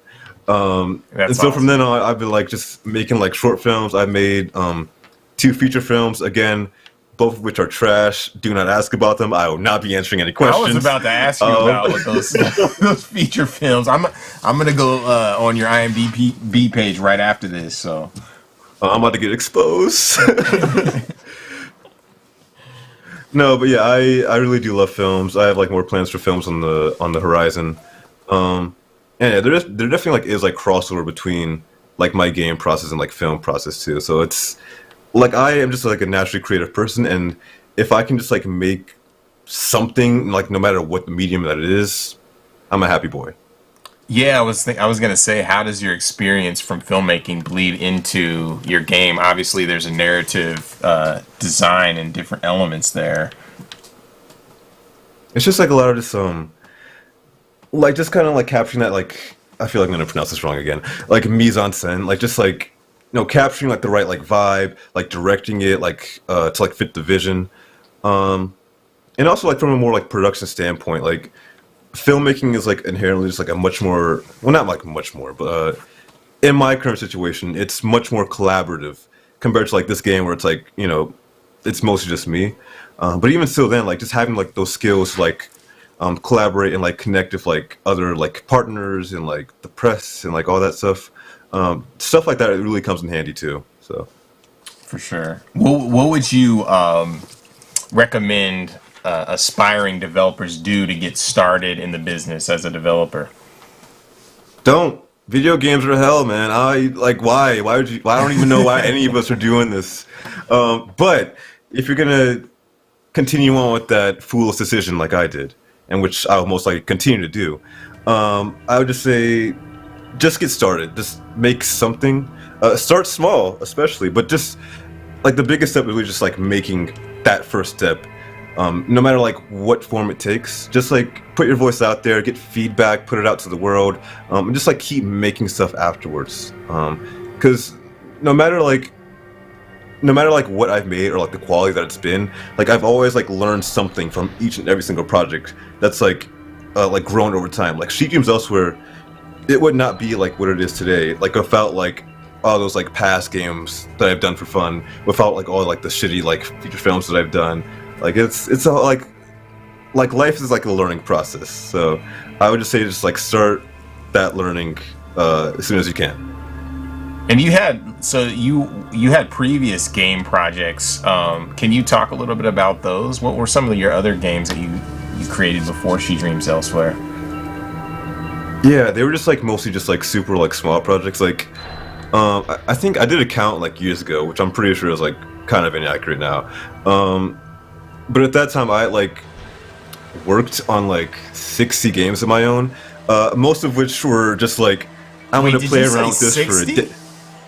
Wait, don't get too excited yet. I was like, wow, like most of that. That's crazy. Yeah, most of those projects were just like it's me like as like in like between like 6th grade to like sophomore year of high school, and like just tinkering around and like for like a day or like a week or like a few weeks, just like making whatever. Most of those games were finished. Out of those 60 games, I think like 12 of those I actually like finished and like shipped out to like the internet. Just like put it on this like random just like RPG Maker sites that got like barely like any downloads, but it was still like a learning experience. It was still like a good chance to like just connect with like some sort of like external like game dev community too. So again, like, it's all a learning process. Yeah. How did that work when you started in the community? Is that community that you've been working with like still there? Are you still communicating with the same people who tried your games early on? Because I think that's like an important part of the process is kind of building a community surrounding your vision as a director of these games. Yeah, I've like always just like loved like the RPG Maker community. Been involved since like pretty much since I got started with RPG Maker like all those years ago. And there's people from like way back then, like we're still like friends to this day. Like even like on Facebook and like Instagram, we're always just like hitting each other up, like still following each other. And yeah, they've always been like just super supportive. I definitely made like a lot of mistakes starting like back in the day, like especially like when I got started like making games. It was also like my first time like really like communicating with other people on the internet as like a fifth grader. So it's like there was definitely like some just like looking back, I was like, oh man, like why did I say that? Why did I do that? Like why? But again, learning process. Mistakes are made, but we get past them. Yeah, it's really cool, like that, the Unreal community and the Unity community and like the RPG Maker community, like there's such a large breadth of content and creators, hobbyists and professionals and stuff. It's so interesting. We got to tell Alfonso where to go in this game. I'm making progress, man. He's smashing it up. Oh, you are. You putting in that work. I see you. Yeah, I'm getting these enemies. Yes. You gotta hit those weak points, man. Experiment with skills. Yeah, you're smashing it up for sure. And you got that limit bar filled too. You could use your Dahlia special skill if you want to. I mean, you're the one with the sticks, Some skills you got. Roast. Where do you get the ideas for these characters? These enemies are super dope looking. Usually just like either my dreams or just like random like shower thoughts. And also just like I'm inspired by like art, like just in general. Like literally this entire apartment, like there is like not a single blank wall around it. So yeah, I love just kind of like experimenting around with stuff. And then from there, it's like, okay, what would this enemy do? Like, where is Dahlia at, like, in the game right now? Like, what's her, like, mental, like, mind state? What, like, lesson does she need to learn right now in this level? And, like, how do I make her learn that, like, through either the narrative or the mechanics in, like, the worst possible way? So it's a fun time. Yeah. So it like, her mental stability progresses. How is the story progress along with the gameplay? Yeah, ultimately, it's just like a story about like how it's okay to not be okay. Okay. And even though like the concept and like some of the aesthetic is like kind of like comes off as like just like very just like moody and like dour. Ultimately, the whole story is like it's like a story of like just keeping up hope and like optimism, even in like the darkest times. Which I'm not sure if anybody can relate to that right now. Yeah. Cool. Yeah, I was kind of joking about that yesterday with Cup of Noodle when we were looking at the trailer about how it's like, it was like last week it was raining outside, and this is like just the perfect game that fits that, that mood. You know what I mean? What kind of games do you like to play? I was gonna say to get you in the mood, but that's a little suspect. But, that kind of like take you away from development. So I literally play Smash Ultimate every single day, multiple times a day. That's like how it's kind of like how I get like my like anger and frustration out low key. It's like going online, getting my ass beat most of the time.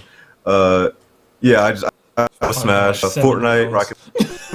And again, like just getting bodied by like these random kids. Yeah, it's like it feels horrible, but like it feels good to just like release it. So shout out Nintendo for that one. Yeah, for sure. The game is super dope. Well, thank you so much for sharing She Dreams Elsewhere. Thank you. As Davion Gooden. How can we find you? How can we find the game? Yeah, so me personally, I am at Davion Gooden on Twitter, Instagram, and TikTok. And for the game itself, I'm at Studio Xavier on Twitter and Instagram. Not on TikTok yet, but soon. I've been dragging my feet on that. Do not sleep on TikTok. It's amazing. But yeah, wish us the game on Steam. If you want to, it's a free country. And yeah, it's coming out eventually, one of these days. I promise. Definitely looking forward to it, and appreciate you coming on, and congrats on everything that's been happening. It's super awesome to see you flourishing and such. Nah, I'm trying my best. But thanks, y'all. I really appreciate this. For sure. Yeah, shout out to Steam, and we'll definitely talk to you later, man. We'd love to have you back on. Of course. But yeah, you can wishlist it now. It's on the Mix Steam page, Black Voices in Gaming. Next up, we have Site Nkumbe. But first, let's have a little break. Let's jump on a little break, and we will be back in a couple minutes. Awesome.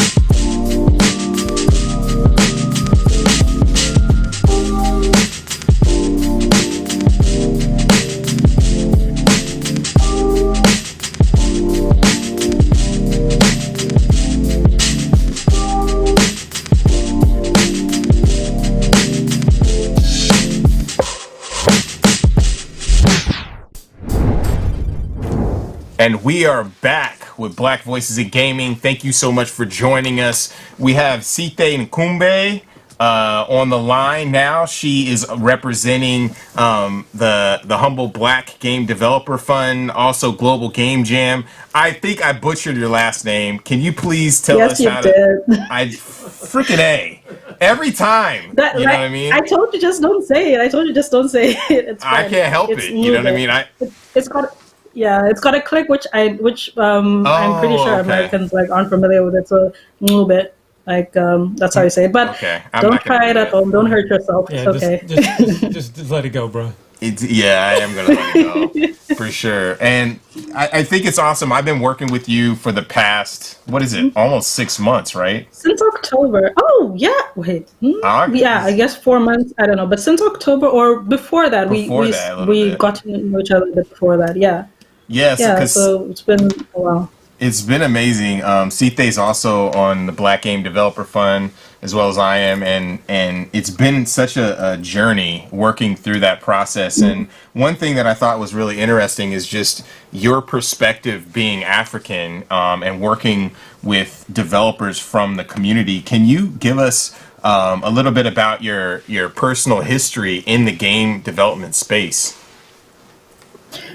Oh, okay. So my personal history in the game development space. So in 2013, this was like, I forget, I was like 19, I think, but like I was working at a space at a tech incubator, and I think tech incubators, they're popular in all sorts of places in Africa, like, but it's usually like tech and business incubator.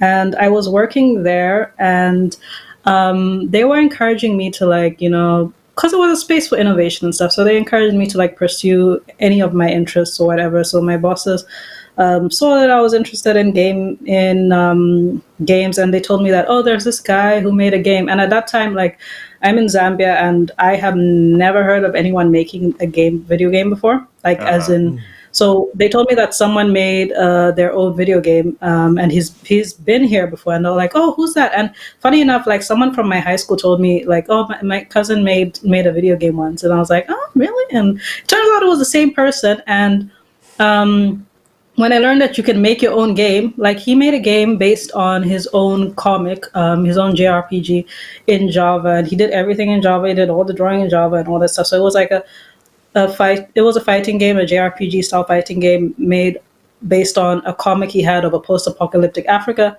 And I was just like, and he did everything by himself. Every single thing he did by himself in Java. And I was like, whoa, that's like insane. And I was like, also, I was like, that means like people can actually do it. Like, that shows that people can actually do it. Yeah. So after I learned that, I was like, I wonder how many other people there are around. So this was 2013, and I was like, I wonder if there are any other people around who have made games, or if anyone would be interested in learning how to make games. So I started exploring tools for game development. I learned about Stencil and Construct and that kind of stuff, and then I learned about Global Game Jam.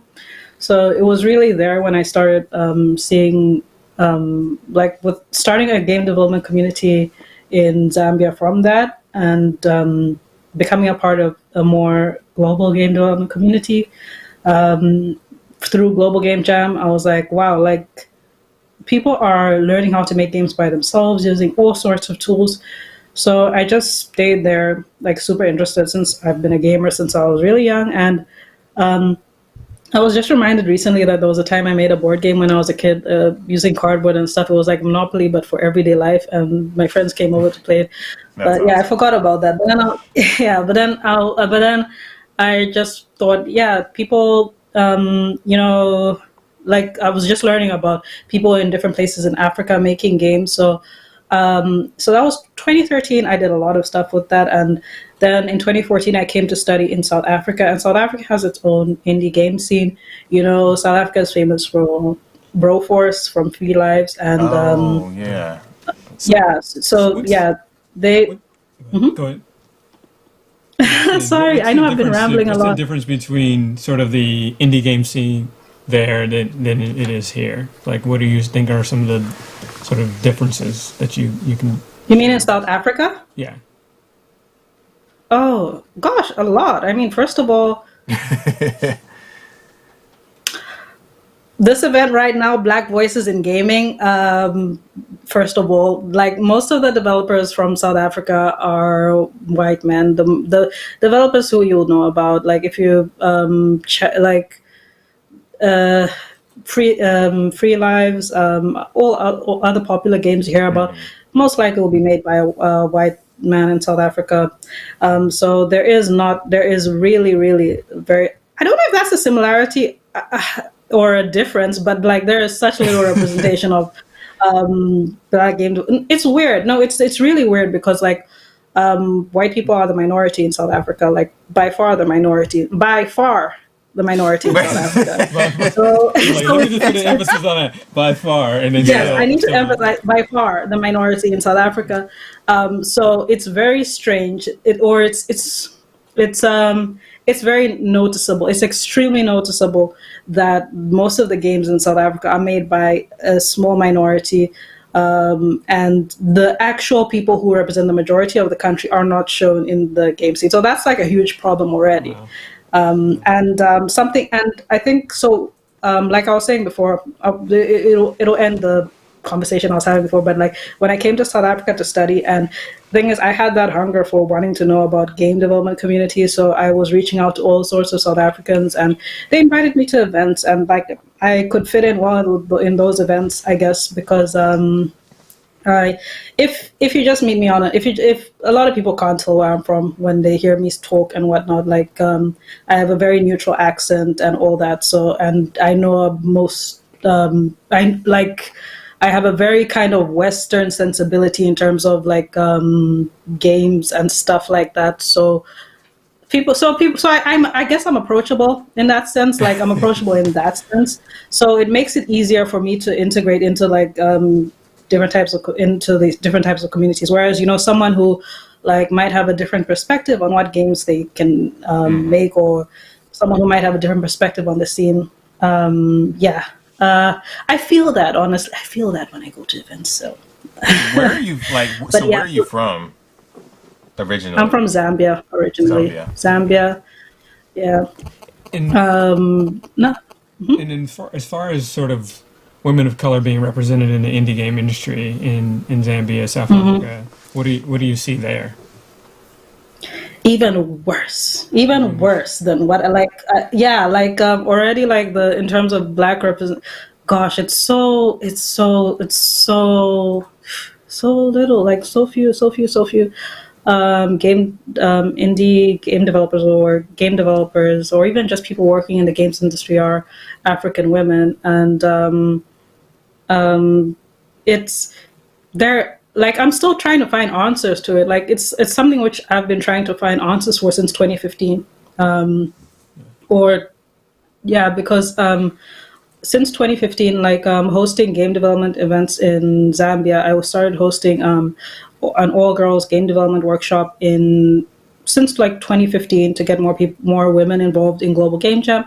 And the thing is, that event was pretty successful, and it was really nice getting to know the women. And interestingly enough, the women who I see almost every day, I guess, and I didn't even know that they were like so interested in games and even had an interest in game development.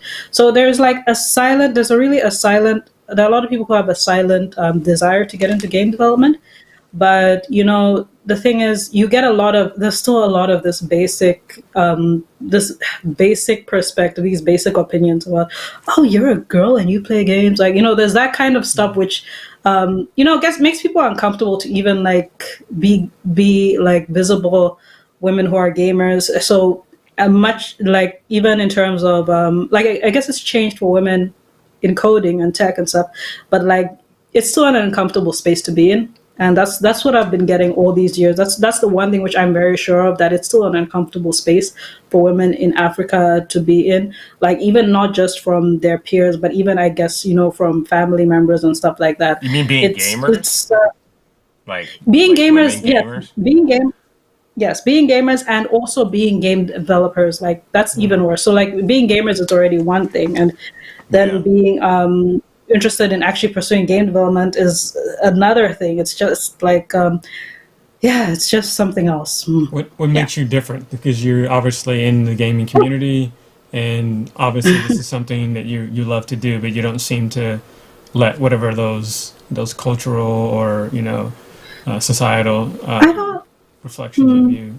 I don't know. I guess I'm used to being an outsider for a while. I've been used to being an outsider. When I was in primary school, I'm just used to being an outsider, I guess. So it didn't even bother me. And the thing is, it's like one of the only few joys I get in my life is from video games. So, like, you know, I'm not going to suppress that. Like, what else am I going to do? Like, what else am I going to talk about? Like, or what else can I be passionate about if it's not video games and stuff like that? So I don't feel the need to hide it. I don't want to hide it because I like it. I like the space that I'm in. also maybe it's also because like I grew up like with my brothers and cousins. I have three brothers, and I mean, from the youngest time, like we're all really good at Tekken in our family, or we were all really good at Tekken. It's been years. We but gotta play I'm some sure Tekken. I know we've we we've talked gotta play about some. that before. I'm a Tekken head for sure. You know, Challenge like, accepted. I think. But let's jump into the Black Game Developer Fund. I really want to talk to you about that because, and you could jump into obviously, but you actually are representing a continent. Like, you know what I mean? You're representing Africa there, and you're seeing everything that's going on. You know, I'm helping to represent Europe and the U.S. And what is your experience been with that? Because obviously it evolved from the beginning until now. So it's my experience with that has been, it's, you know, people are still like really want to make mobile games in Africa, so it's so hard finding people who are making PC games through the Black Game Developer Fund. So it's just it's a challenge. It's a challenge, but the thing is, I think my experience is that games like Arma. So I think Arma and Orion, which isn't part of BGDF, but it's also a Cameroonian game. I think seeing success stories like that might motivate people more to invest in PC games and creating their own IP through that. So that's the challenge I've had. The challenge I've had is that most people want to make mobile games, because they know it's easy to, as a business model, you can just say, oh, most Africans mostly are on mobile and all that stuff. But I do think we need more people making PC games, because it's not just about the game, it's about the intellectual property as well, and exporting it. And you think the focus is because of the economics around the mobile gaming and because they're investing in the PC gaming? Yeah, because I mean, it's easy. Yeah, it's easier to just prove it as a business model, or it's just easier to sell that to people. Just say so many Africans are on their mobiles. Like every African uses a smartphone. Blah blah blah. We can get so many players into this. That's how it's easier to sell it like that. But selling console games, because people don't even really track console sales in Africa. I don't think so. I don't think people track console game sales in Africa, but it's easier to see analytics for app sales and all that stuff. So yeah, there is definitely no visibility there. So we as we watched this evolve, what were some of the things that you saw trending?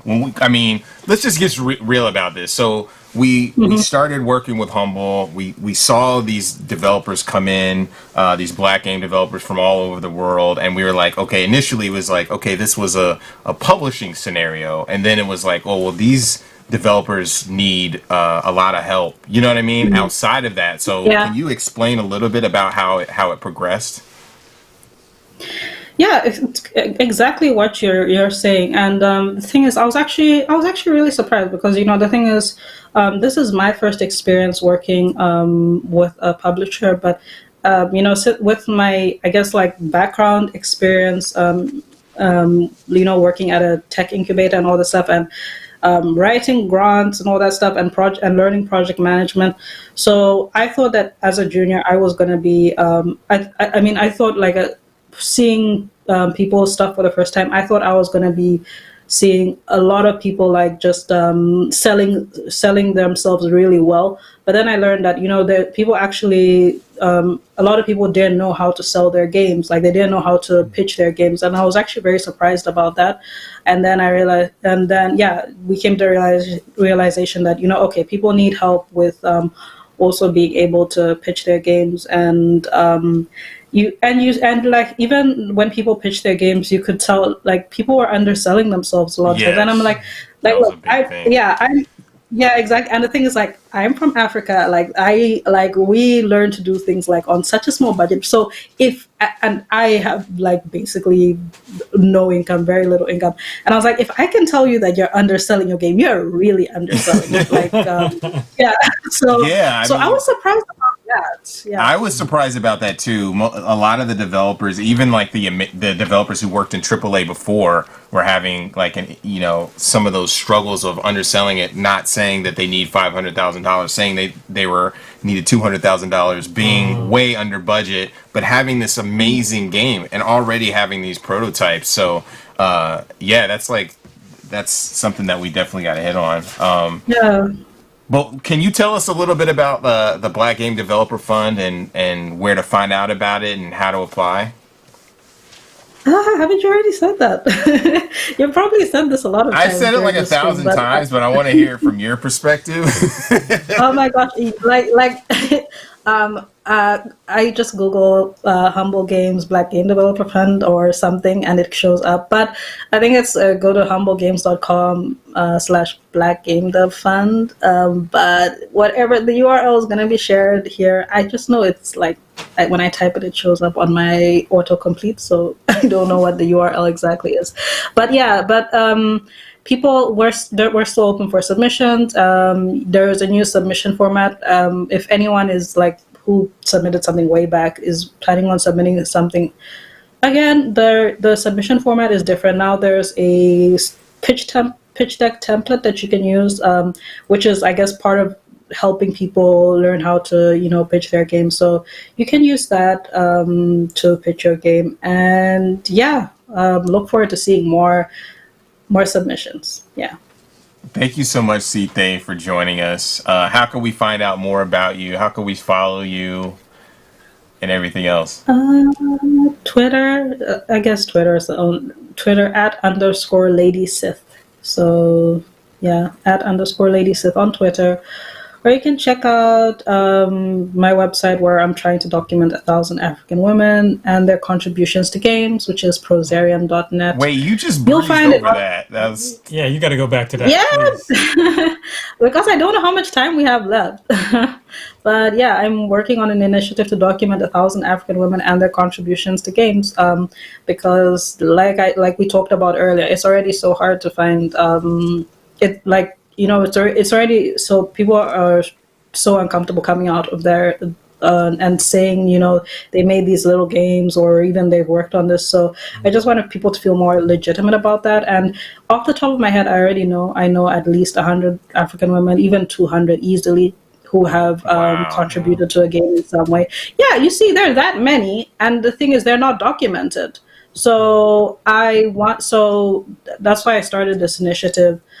So you can check it out, prosarium.net. Like I've only documented like a few people so far because I've been a student until very recently, I finished I actually got my results today, so I'm done. I passed everything.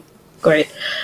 So now I can focus more on these interviews because there are so many women out there who I want people to hear more about. So many African women who have contributed to games in various ways that I want people to hear about. So yeah, definitely please share that on your Twitter so we can all retweet that, because I think it's important that people know that women of color are in this industry. And we want more women of color in this industry. Yeah, for sure. Specifically. Thank you so much, Sithe. We appreciate it. Thanks for joining us, and definitely follow her for sure. Thank you. Bye. All right, that was dope. It's so crazy to hear about like the different interactions that folks have, especially in the African community, African developer community. We got coming up. We got Scott Anderson. He's on the line. He's from Unity. He's got a lot of depth, or he's got a lot of industry experience. He's a vet. Let's hop on and talk to Scott. Hey, how's it going? What is happening, man? What, brother? It's going all right. Yeah, it's we were talking about this for a while. It's so awesome to have you on. Yeah, it's been a conversation, I'm glad to be here. I guess I could start talking a little about my background, like what I do in Unity. Sure. So at Unity, I'm a graphics engineer on the Spotlight team, which actually Ray was on a little bit earlier, and Ray is my boss. So Ray's the technical director of Spotlight. He runs the whole team, actually. So we had a little bit of a Unity representation, just kind of by happenstance today.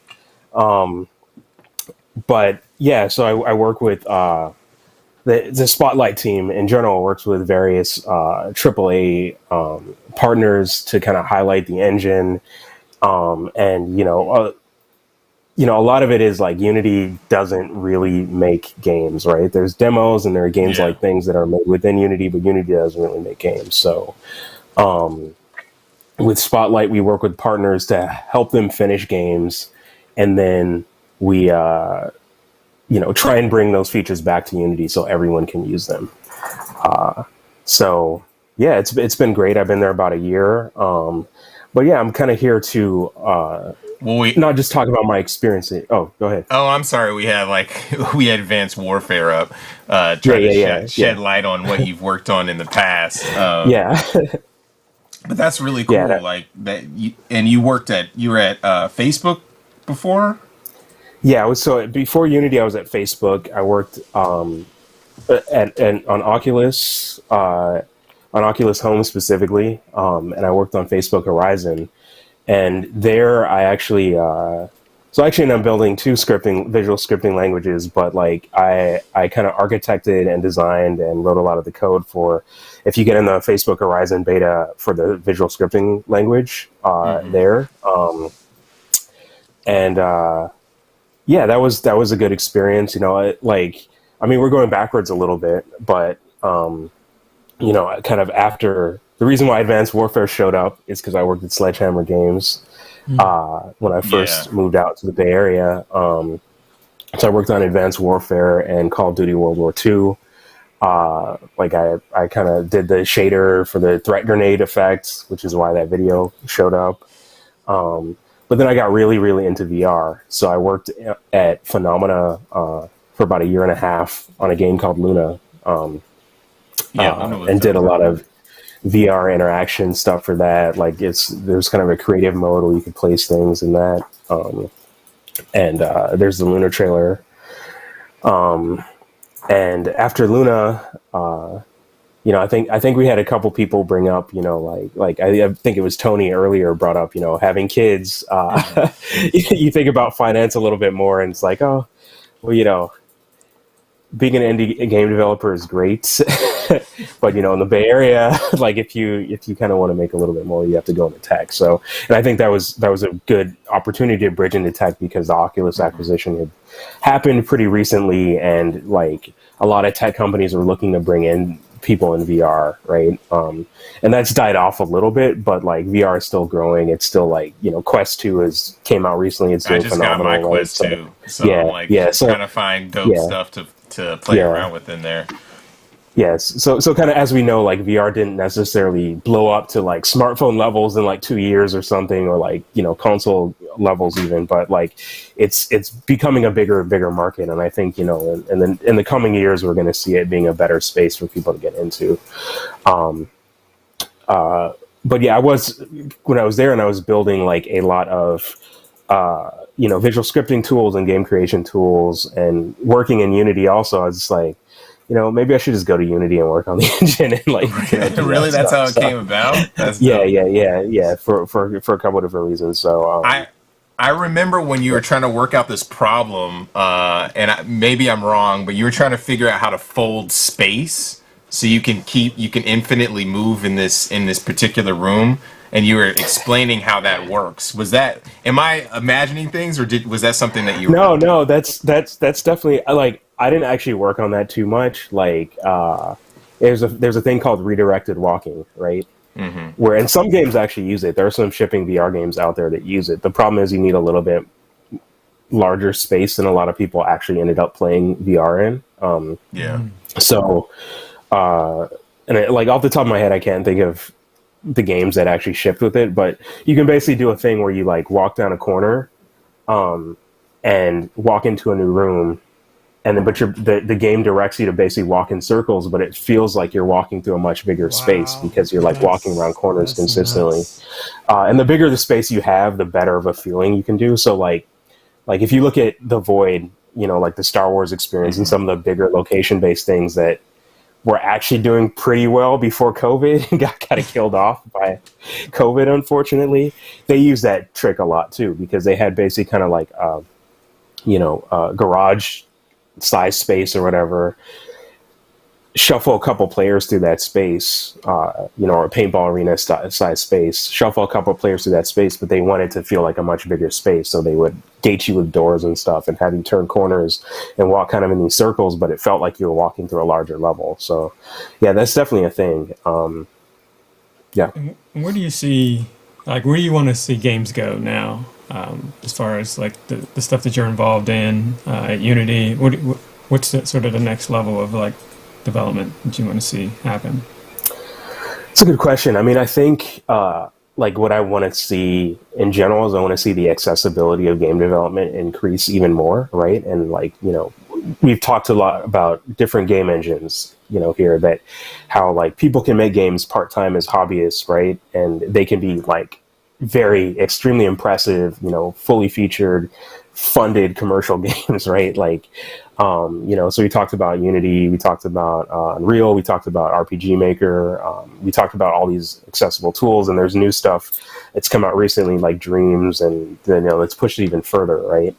But I think we can go even further than that, right? Like a lot of the level of accessibility, like you can't, like it's hard to, as a hobbyist that's a skilled artist, to just sit down and build a game still, right? Yeah. It's a lot easier than it was back in the day. Definitely back when I started, definitely back when Tony or Ray started, right? But like, you can imagine, you can extrapolate that out like, 10, 15 years in the future, where you have AI that can build stuff for you, or you have like massive asset libraries where, you can still make something that looks great, without being able to touch the art, right? Like everyone kind of brought up, like there are a lot of people who have a wide variety of skills in design and programming and art, but they always have like a weak spot, right? Like, oh, I can't do animation. I'm not really good at art. Like, I don't like to do level design. So it's like, oh, when I do a prototype or something, it's like I push myself toward games and don't do level design. But it's like, oh, well, if you have tools that can assist you with that, right? Like, and obviously there are other ways to do that, right? Like there's a reason why games are made in teams for the most part. Like, almost every commercial game, especially a successful one, is made in a team. But even then, like your team might have gaps, or your team might have things that like you need help with, right? So like, I think increasing the accessibility, like reducing the complexity of programming, even like in Unity, I'm working on DOTS a lot, which is data-oriented tech stack, right? And it doesn't necessarily improve accessibility and the access of like making it easier to script games for people, but I think it improves accessibility greatly in the sense of like, it makes it a lot easier for people to make very high performance games that have programming experience in a way that would be very hard or impossible before, right? So yeah, I mean, I think increasing accessibility, and that's happening through game engines right now. It'll happen through, kind of like games like Roblox and like, kind of these online metaverse type things like Facebook Horizon, right? So like we're going to see it, but modding community type stuff, but more accessible than traditional modding, right? Like, yeah, for sure. So yeah, I'd really like to see a platform where just like anyone who felt like they wanted to make a game, like regardless of skill level, can do it. And, there are things where you can do that now, right? Like anyone could probably get Twine and make a game in Twine, right? Anyone could probably make a level in Mario Maker. That's but true. Like, I want to see like both the ease of use and the depth of titles being able to build with those type of things, right? So yeah, that's kind of what I'm excited about. What kind of challenges, or have you had any challenges as a Black engineer or developer have you faced? I got to throw that in there, you know what I mean? Yeah, I mean, there's definitely like I think, and we went back to like me being at like Sledgehammer Games and being at Oculus and being at these different places, right? And Unity and Phenomena. But like before that, I started a studio called Enemy Airship for a title called Shadow Physics, right? And Shadow Physics never shipped, but it was like one of the first indie funded titles. Like I was I think the only black person with on-screen time at all in Indie Game the Movie, right? Like the special edition had yes, like that's developer right. I interviews, remember. right? And I think I was the only one. And like there was a lot of like where that was filmed at Tig Jam, and there was just a lot of things going on that were like problematic, to say the least, right? Like, and just being in that space and being one of the few, like I think myself and like Tyreek Plummer back in those days were some of the few people at like Tig Jam and stuff. And I know you were been in any space really early on, but like especially early days. Now I think there's a lot more people and it's a lot more mixed or comfortable with space. But especially early days, like it was kind of a trap, like in a lot of ways. Where like I had everyone is like, it was like a magnetism when you saw someone who was black, just so you could relate. I remember at bar, I think I called you Tyreek at one point, and I felt like a racist for some reason. Things like that would happen. I was called like token, like straight up by people. Like I don't know, man. There's a lot of stuff like that. Like I don't want to get into it too much. We don't need to. But like I think that was one of the challenges, right? Like definitely funding was a challenge, right? Where I co-founded Enemy Airship with a white co-founder, right? And like it's interesting because the game was his idea, but it was entirely my implementation. Like I started it, I wrote the initial prototype by myself, right? And then I brought him on board because like I said, I don't like to do level design. So I was like, oh yeah, you're a designer, can you do level design? And it's like, cool. And we kind of worked that way, right? And I think it was Tony who said like earlier who said like design was kind of or ideas, not design. Ideas were like a dime a dozen, right? So like, the idea is cool, but a lot of people had that idea, right? And like, there have been a lot of shadow games. There are a lot of shadow games still coming out. Like Shady Part of Me just ships. There's a game called In My Shadow that is like, I feel like kind of captures that shadow physics spirit in a lot of ways, in the way it works. So, and there were ones before like Contrast came out, like, before, like, around the same time Shadow Physics was being made. It was being made. So, it was challenging because like having, and you hear about this in like VC and tech and stuff like that, right? But like for me, it wasn't just like race in this case. It was like also me being like more junior to the industry back in the day, back in those days, right? This was like 12 years ago at this point. But yeah, it was challenging having like, being in situations where, you're getting funded and like you're a co-founder, but you're not necessarily, you don't fully have a seat at the table. You're kind of halfway in the room, right? So like that was definitely a challenge. So in this scenario, you built the game, most of the game. Yeah. Brought in a co-founder to help you, with level design and some like VC pitch stuff, but you weren't allowed to sort of have a say in the direction of where it was. Yeah, there was. Yeah. I mean, I did have a say. I shouldn't say I had no say.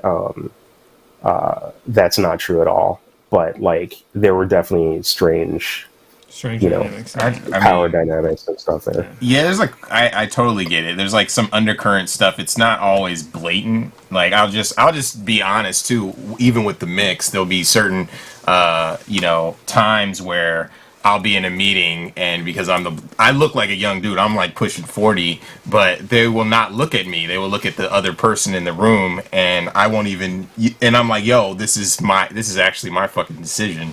You know what I mean? So you should actually pay attention to what I'm saying too. And so I get defensive in that standpoint. And sometimes it's nothing wrong, but it's just because I've had that built up, those scenarios build up so much that everything I start taking defensively, you know what I mean? And that's just because of a reoccurring theme that happens. And it's a challenge, and you hear about it a lot. But I feel like that's one of the more challenging things. It's happened to me in workplaces as well, right?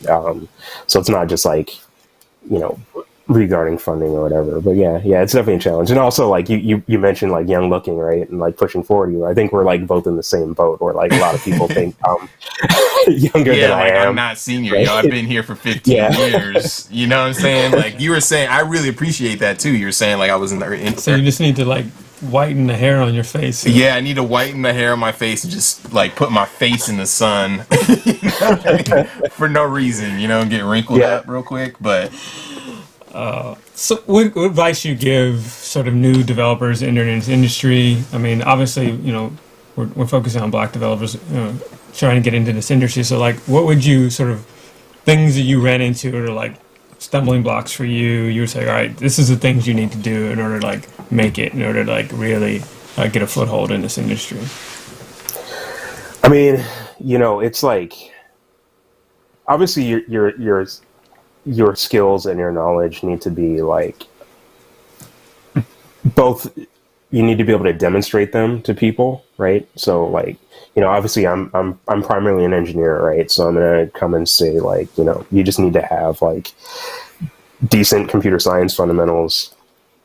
Depending on what your specialty and what your area is, you need to like know some of that regarding gaming, right? Like I think now there's probably a much better path to just be kind of like, if you're a good programmer, to just be like a good generalist gameplay programmer and not really go super deep in graphics or animation or anything like that. But like, it helps to be deep in at least one field and like,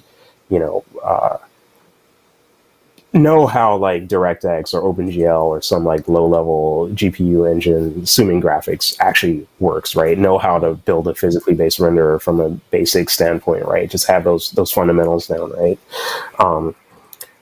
But kind of after that, right? After I can demonstrate my skills, which means building portfolio piece if you're an artist, building a small game.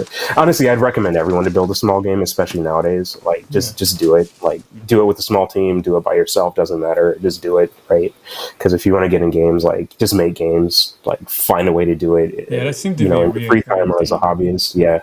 But like, if you want to get a job in the industry, a lot of time you need to go beyond that and demonstrate like you're a decent specialist and can fit into a role that they have on their website or whatever. But like,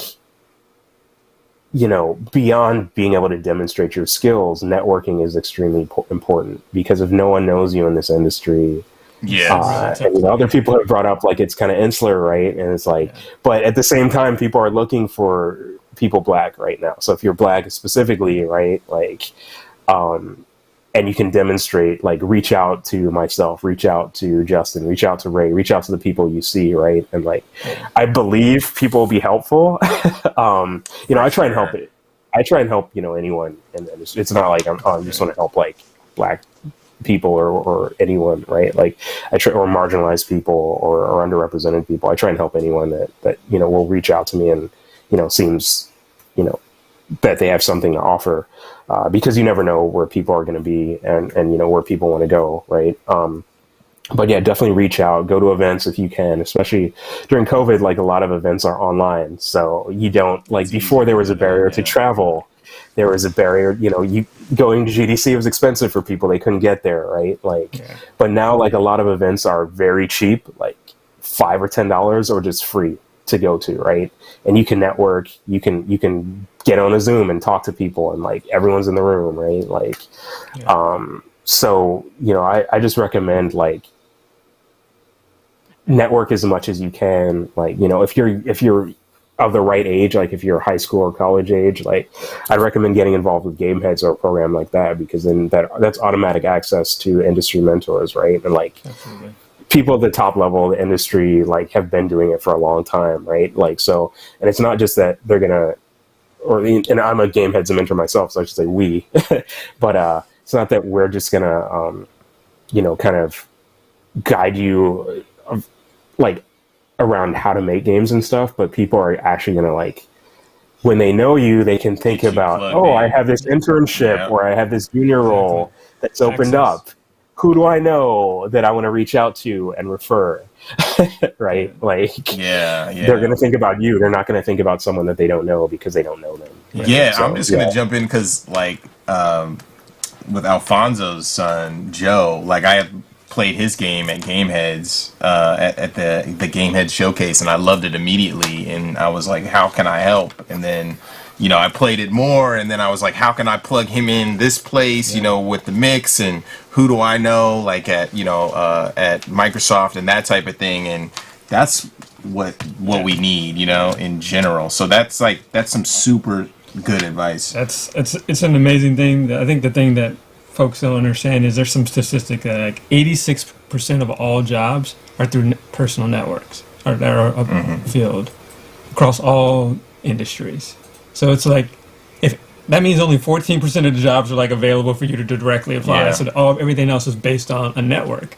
And if you are a marginalized community, you don't have access to that larger network. So we have to actually purposely connect with one another in this industry in order to support one another. So yeah, for sure. That's definitely true in the game industry. So you know, I don't know the exact statistics or anything game industry specific, but I can tell you from like anecdotally from experience that like it's much easier to get a job if you know somebody than it is if you just go blind. Like, I think, you know, I've applied to a lot of jobs, and I think there have been maybe 1 or 2 jobs or even got a call back where I just did a blind apply on the website, like, period. And there was one where I got an offer where I did a blind apply. And that's when I had like industry experience. And I just like did a blind apply on LinkedIn, and they happened to interview me and give me an offer. But every other job except like really early, like my first job, which was worked on a Stargate MMO, my first industry job, not my first game, because I like early on in college and like out of college, I did indie games part-time, and I shipped a couple games. So that's kind of that portfolio piece, right? I worked on Stargate Worlds back in the day, which actually like a decent amount of people played because they went into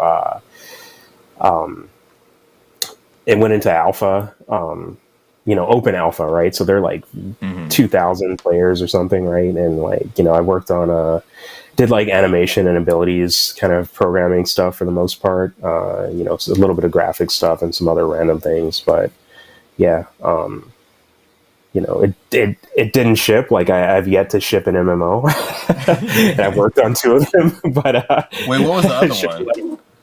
I worked on 38 Studios Project Copernicus, which is like the Kingdoms of Amalur MMO that like burned up in flames because of Rhode Island government and like Kurt Schilling and like all that political maneuvering stuff. But yeah, I worked on that also, and that didn't ship.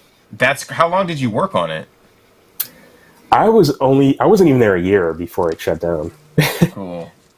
So yeah, I know that happens a lot.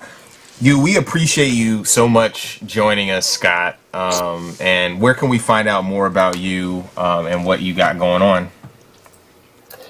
Yeah, it's probably best to follow me on Twitter. This is my Twitter handles there. It's at Impossible Scott. Yeah, usually I'll keep abreast. Like if you want to look up, you know, Scott Anderson on LinkedIn or something, follow me on LinkedIn. That's also works for more professional connections, but I think Twitter is probably the best right now. Yeah, definitely hit up Scott. He's got a wealth of information, vet in the industry. If you ever need to try to connect build your network, you know, now I'm blasting you out. All these people are going to hit you up. You know what I mean? But whatever. I want to get my follower count up, so that's cool. Yeah, for sure. Yeah, well, thank you so much for joining us. It's been a pleasure. Appreciate you. Yeah, it was great. Thanks for having me, guys. Cool. All right, talk to you later. Okay, up next we got Charles McGregor with Hyperdot. Check out the trailer.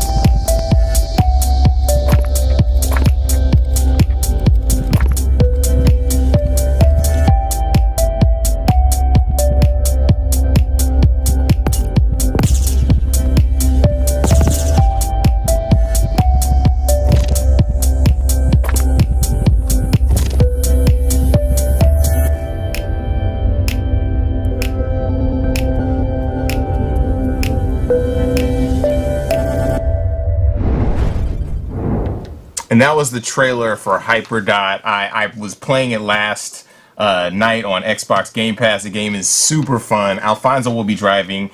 We have Charles McGregor on the line. What's up, Charles? Hey, how's it going? Great. I love your setup as always. I mentioned that before last time I saw it. Oh, thank you so much. Yeah, I realized that it's a little bit on the overkill side, but I just really like production and producing and stuff. So yeah, I'm into this kind of things. But yeah. Yeah, I was playing Hyperdot. I've played it before. I was having it's just so elegant. It's a gorgeous game. It's freaking amazing. I know I'm blowing you up right now. Oh, thank you so much. It's like one of the most elegant games I've played in a while, and just figuring out the patterns and that type of thing. Can you first give an introduction to yourself and your rich history in the game industry. Sure. So yeah, I guess I'm Charles McGregor. I am the founder of Tribe Games, which is a company based out here in Minnesota. I am actually the sole person in Tribe Games. Yeah, so I've been making video games since I was around 8 years old. I have been doing it more in a professional light since 5 years ago. But yeah. So you at any time you're working on multiple projects, huh? Oh yeah, I'm working on way too many projects at the same time. Currently I'm working on Hyperdot. I got some cool stuff in store for people, and then I'm also working on Totally Reliable Delivery Service, which is also a local company based in Minnesota. We're 5 Games, and so I've been doing that. If you played the Halloween update to that, I was the ghost. I'm also sorry for the ghost. Everybody loved the ghost. I don't know what you're talking about. But yeah. That's dope. Tell us about Hyperdot. Like, how did you get that started? And can you tell us a little bit about the background? Sure. So with Hyperdot, it originally started out as a presentation in a class that had nothing to do with video games. They said no PowerPoint, so I was like, okay, fine, I'll make a game instead. It originally was just it was about anti-piracy techniques in video games. So things like DRM and or like other techniques that you can do. So there's Nintendo infamously made a pirated version of Earthbound and then put that out on the market so that whenever somebody picked it up, they get that special version that was extremely hard. And then when you got to if you for some way got to the very end of that game, it would freeze right at the end of as soon as you do the final blow, and then wipe your save. So there was a lot of fun things that people had. There's also been other examples of anti-piracy techniques of just being hey, hanging out in a spot where people might be getting some type of malicious downloading things and showing up. I believe it was Hotline Miami did this, where they were just hey, please don't just randomly download things, just ask me for a key, I'll just give you a key. I don't want you to have a negative experience associated with Hotline Miami and stuff. So there's tons of techniques about that. And while I've said all of this, this is clearly related to Hyperdot. So originally it was just you were the dot was the game, and then all the enemies that show up are the pirates, and then you're supposed to there was a normal mode where you had piracy protection, so it was not as hard, and then there was hard mode where you didn't, so then everything showed up right away and you would almost instantaneously, well, not almost instantaneously lose, but it would be way harder to survive. Again, totally reaching. That class had nothing to do with video games. That is so interesting for sure. I didn't even catch that metaphor there at all, obviously, while playing the game. So that's such a cool background. Yeah. That really just, as soon as that class was over, it was I had 4 days to finish it. As soon as it was over, I showed it at a local event, and then people encouraged me to, hey, you should continue working on this. And I also really enjoy working on it. I was finding myself playing the game. I was like, oh, I need to test something. And then 15 minutes later, I was like, oh, wait, I was supposed to test something. So there was a lot of that. But I was encouraged to work on it. And the second I said, yeah, I'm going to work on this more, I just totally ditched the anti-piracy origins. Although for like 2.5 years, it was called that because I couldn't come up with a good name idea. It was called anti-piracy? It was called anti-piracy. So if you see tweets from me from 3 or 4 years ago, good. I might be referring to it as anti-piracy. That is so dope.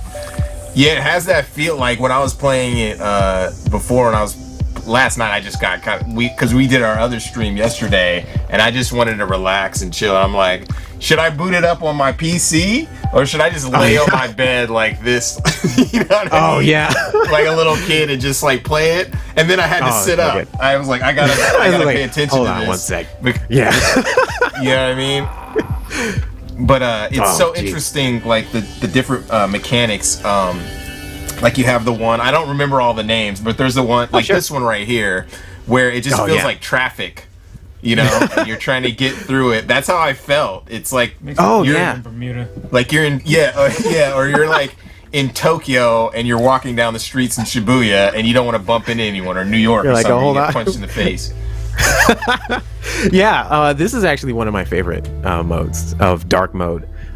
Where you can't see everything around you. I guess I never actually did the spiel.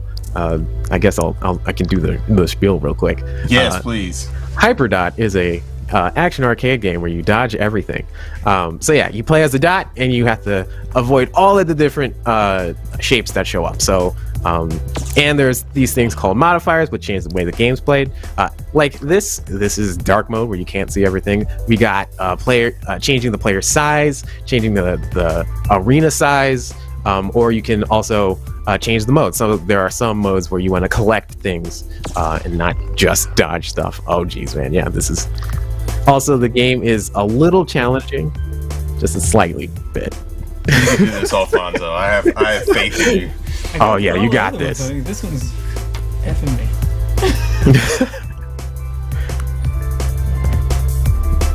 Just gotta not move so fast. That's my.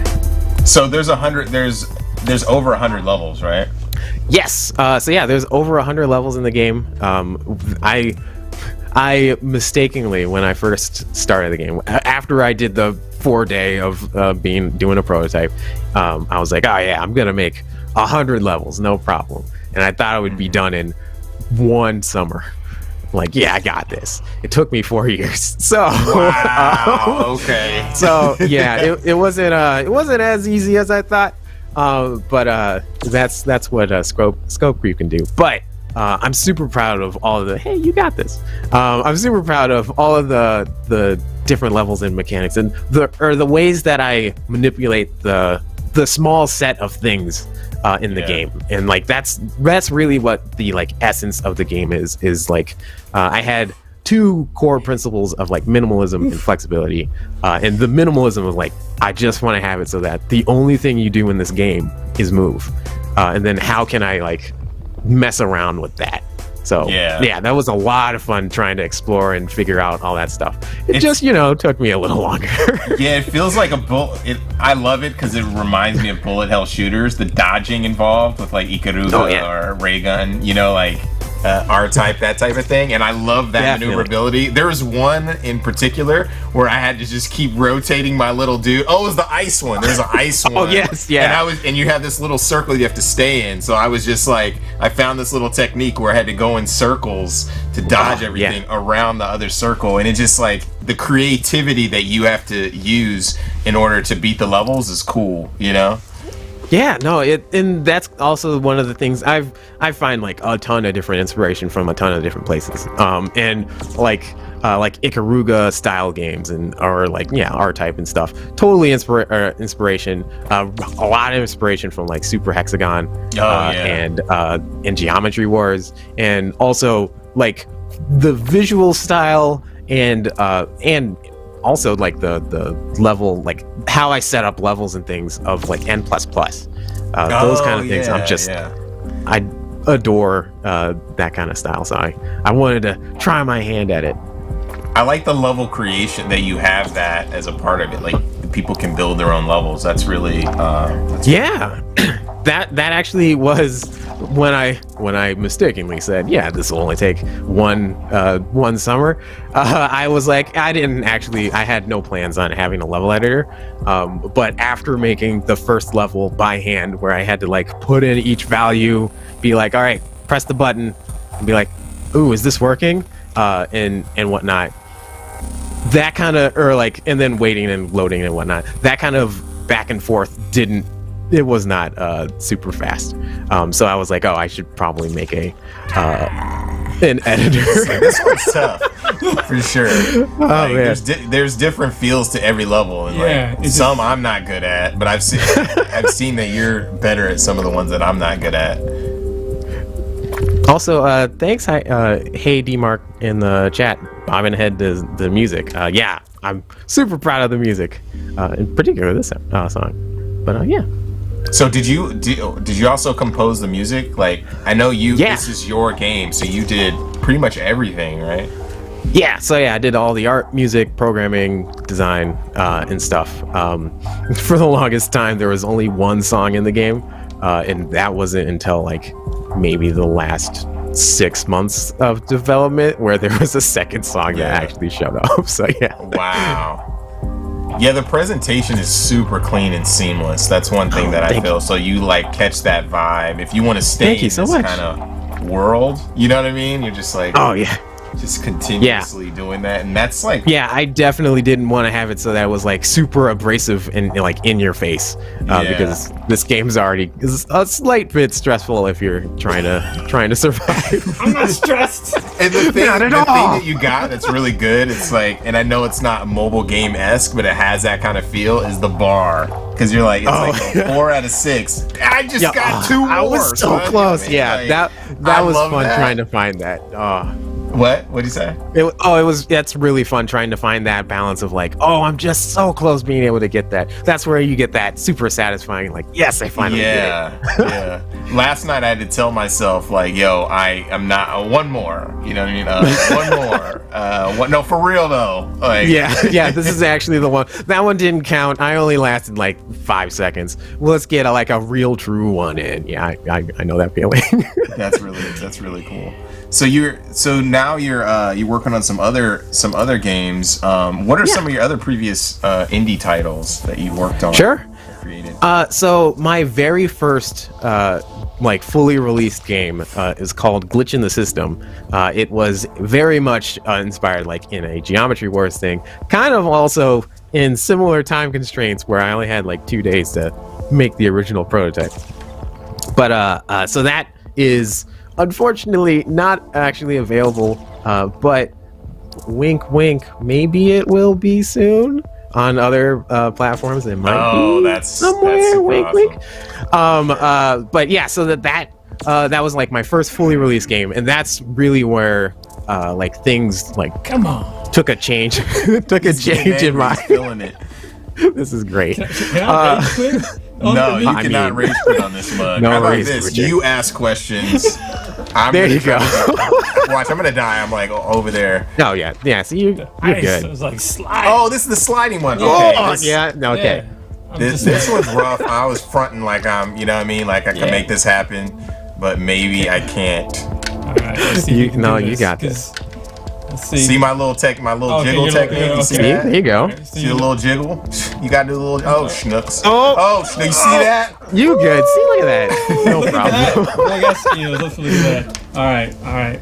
Well, mad props. Yeah, that one is pretty tough. And that, to be honest, that thumbstick, I'm gonna give you up on that one because that one's a little shady, dude. Like, you got set up on that. You give me booty equipment. You set me up on live stream, homie. You got set up on that one with that thumbstick, dude. Like we gotta go with first party next time.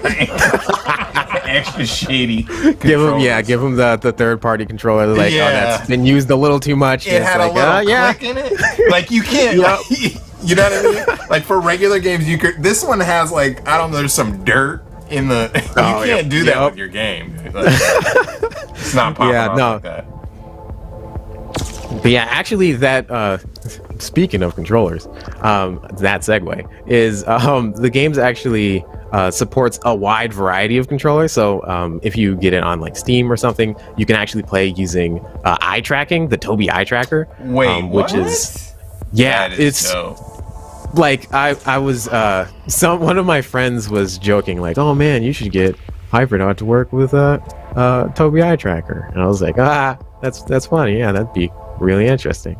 And then like after we laughed for like 2 minutes or something, I was like, maybe I should try that. And then actually I was like 3 hours later, super huge credit to like the Tobii eye tracking API and stuff, I was able to get eye tracking in the game, and then had a bunch of people test it, and it was awesome. Oh yeah, it's a really cool experience to go through, and it was at that point where I was like, oh yeah, this will be a. He's like avoiding the bubble, dude. Like, so good. I'm clowning you this time, bro. Stay in the bubble, dude. It says stay. Just kidding. But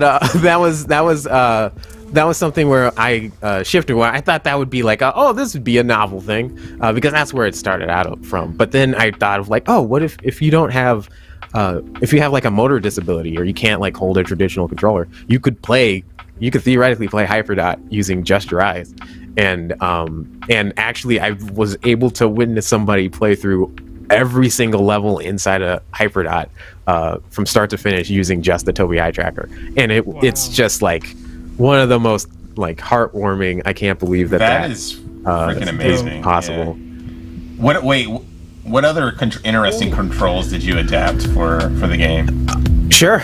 So there's the Microsoft Adaptive Controller. While of course the Adaptive Controller works with basically with every game, I did put in some stuff like with that in mind to make sure that like, this is designed with it in mind and stuff. So like you can plug in. We used a foot controller at a convention once, where we had like you can play Hyperdot just using your feet, which was a lot like super cool. And you can also there were like sometimes where we could bring up the foot controller, and then you can like lean on it and use your arms and lean back and I know forth. What you're talking about, like the tilt thing. Yeah, the tilt thing. The 3D rudder foot controller. That thing. That's Did you get an advanced copy of like the what is it called, the heartbeat monitor?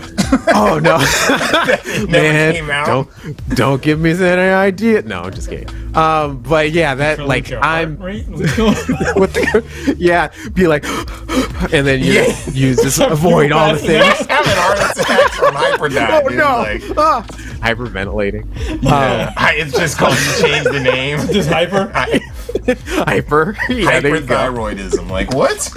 We're already having enough issues as it is. This game has killed 7 people. Like, but yeah, so like that is one. If I wanted, like, I'm interested in like supporting a lot of even, I guess, not necessarily like mainstream controller stuff, or like alternate controller and things. So like like the Microsoft Adaptive Controller, Tobii eye tracker is one. I wanted to make it so that like, I'm playing on Steam, and if I plug in my PS4 controller, I want to have it work and show the PS4 controls. I was like, no problem. Oh, I'm on a Switch. I'll use the Joy-Con stuff. Like I want to have it so that the game meets you where you're at, rather than you having to be like, oh man, I have to plug or use Joy to key. And stuff like that. I'm gonna have to try it on a fight stick. I think that'd be really that would be awesome. Yeah, I think that, like, arcade kind of feel. Have you ever tried to have it in a cabinet? That would be kind of sick. So my publisher, Glitch, before we were actually like, we partnered and did a publisher developer thing, we actually had Glitch had like these things called arcade backpacks, where we were able to put in a laptop on a backpack, and then we had like an arcade stick and stuff, and then we would rock around like conventions and things, and then people would be able to play Hyperdot, or anti-piracy at the time, and they were able to play using like the arcade things. Then we were like, hey, you want to play our game? And then we just like walk up and be like, oh yeah, here you go, and then they would be able to sit there and try dodging all the things on the back of somebody being like, yeah, way to go. Did you have that at E3 at IndieCade? We didn't have it at E3, but we. Oh man, I forget where we had it. It was one of the early versions of anti-piracy. So that's largely why. But it's like I really do enjoy like exploring a lot of that kind of space and things like that. But yeah. I have a broken TV with this game, just letting you know right now. But you're in this one. I did one of these before, stay in the circle scenarios. I'm trying to use your trick. You're on a glide one. Okay, yeah, this is, you gotta, that stick is terrible. You really have to compensate for that stick, dude. Like, yeah, this level in particular is pretty tough. And that would be super hard to use the D-pad. Yeah, that ain't working. Oh my god. It's definitely not. You can also try and using the right stick. That also works. To move around it. That actually, yeah, you put your left hand on the right stick. That may help you. But yeah. So you said you have, or am I mistaken? You have an update for this game. Yes. So I've been working on the biggest update that I've put out. So before I put out Gauntlet Mode, which is basically the single player campaign, but you have a limited set of lives. So you can have either 100, 50, 10, or 1 life, and you're trying to see how far you can get into the game. And that was the biggest update then. And now I'm working on an even bigger update that I'm not ready to devolve all the information, but you can expect a lot more stuff that you'd be able to play and mess around in. But yeah, it's taken me a little bit longer because unfortunately the pandemic has happened, and it's harder to get people to be able to test and get proper testing and things like that. Because I don't want to have it so that like the game is or the new stuff is unbalanced and things like that. But hopefully soon TM to be out there. Yeah. So like, I'm just curious too, on Totally Reliable Delivery Service, what role do you play on that team? Sure. So I'm, I guess I consider myself more of like a generalist. Well, which would make sense because I like to do a lot of different things. But on that team, we're working on the Steam release. So we're working on doing the largely doing like a overhaul on a lot of different things and features. I'm doing a lot of the UI stuff. So when you see the final product, all the cool animations and UI things and a lot of that stuff, that would be me that's working on that stuff. That's dope. In the Minnesota area, I was talking with Ty and Nate in the Minnesota area. I was talking with Zach from Space Mace. Like, it's such a rich community in Minnesota. Can you talk a little bit about that? Because I don't think people know that that's on the map. Dope game development studios for sure. Yeah, so speaking of Zach from Space Mace, I actually work with Zach from Space Mace on Totally Reliable Delivery Service. We both are working on it. It's been awesome. But the Minnesota scene, it definitely, like, especially within like the last 5 years, it went from a lot of small indie developers, like not necessarily centralized, but like being like, oh yeah, I hope one day that I'll be able to finally finish this game and put it out on itch, to like to he's getting angry. You hear him getting angry real quick. You can hear him, yeah. But it went from that to like, oh yeah, we're trying to get this thing out on like Steam, PS4, Xbox, and yeah, we're working trying to get these deals. And it's like it's like so heartwarming and amazing to see that this community has grown and matured enough to be able to even like consider those ideas, because yeah, that was definitely not on like the radar for a lot of people. We were just trying to finish a product. Yeah, for sure. Like, but yeah, it's been awesome, and the community is great. Being able to work together and hang out. Well, in pre-pandemic times, being able to hang out and like play test and going to conventions and stuff is super great. And a lot of indie teams working out here. And then we also have a couple of medium-sized companies out here as well. The new Battletoads game, was that on is that there too? That team? I can't remember what they're called. I don't know. Oh man, that would be great if I know. I'm just fine. Yeah, I was like, hey, I'm trying to take a deep dive there. So, where can we find Hyperdot? I know it's on Xbox Game Pass. Or is it everywhere right now? I know it's on Steam too. Yeah, so you can find Hyperdot on itch and Steam with PC, Mac, and Linux. You can find it on Xbox and Xbox Game Pass. It is Play Anywhere, so you can play it on your PC or on the Xbox One or Xbox X and S. Yeah, give me a that janky ass controller. There you go. And he did it. There you go. And then I might be working on other things. I don't know. Maybe. You can't announce anything yet. I can't announce anything. But, I can't wait to see what you got going next. Game's dope, man. Yeah.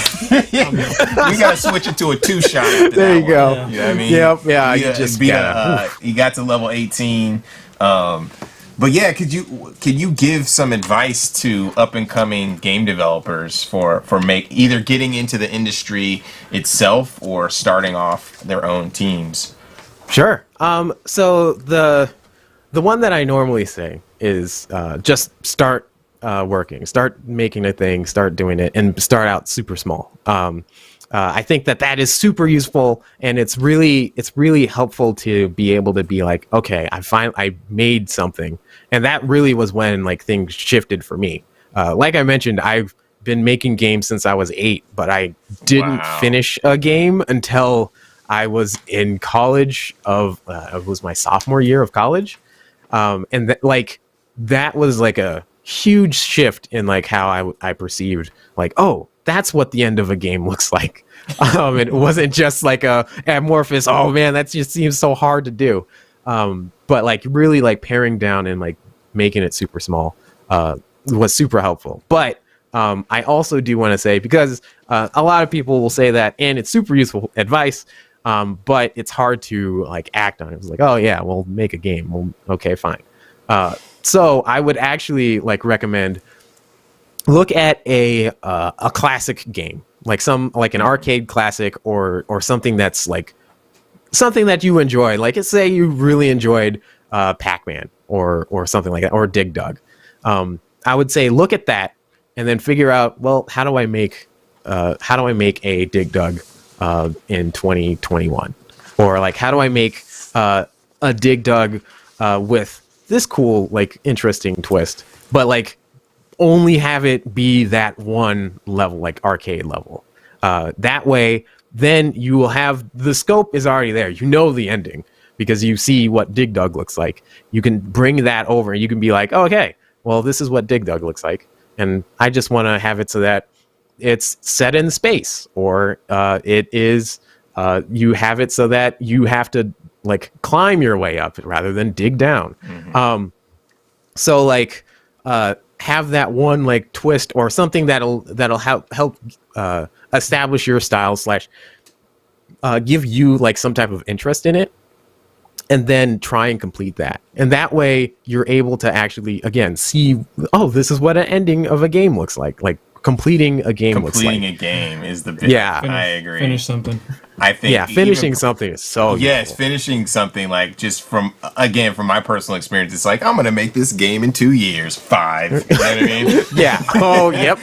Yeah. Oh, yeah. It's only gonna take me the summer 4 years later, and then we recently developed, because we're doing the Jay and Silent Bob games last year. In between that, the Chronic Blunt Punch game, we did the Mall Brawl Nintendo game, and within that, like within a year, we developed from start to finish and released the game, and it was just so gratifying after spending like 4 years on Chronic Blunt Punch due to like everything that happens, like the getting new people for the team, or like lack of funding or whatever. Just to be able to make something small but it's still great is gratifying. So I would say like finish something. Finishing, like, that's another theme that it just jumps around throughout this whole showcase is makes things. Just start making things. But what you said was make something small is super key when you're starting. Yeah, super key.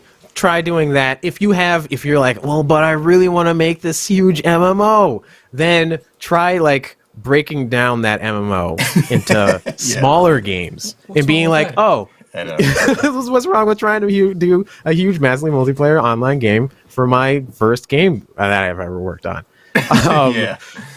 Having it so that it's like a smaller game that's just a piece or like a piece of that MMO that you're really wanting to do. That kind of thing is super useful because you're like, oh, this is like, you're able to have a complete game, a complete product. You get to the end and then be like, oh, I've learned some things about this art style that I wanted to do, or this game mechanic, but it's all condensed inside of this small game. So that way you're able to then be like, oh yeah, I'll apply this to this future big game that I want to do. And then you work on another part of that future big game that you want to do inside of its own game.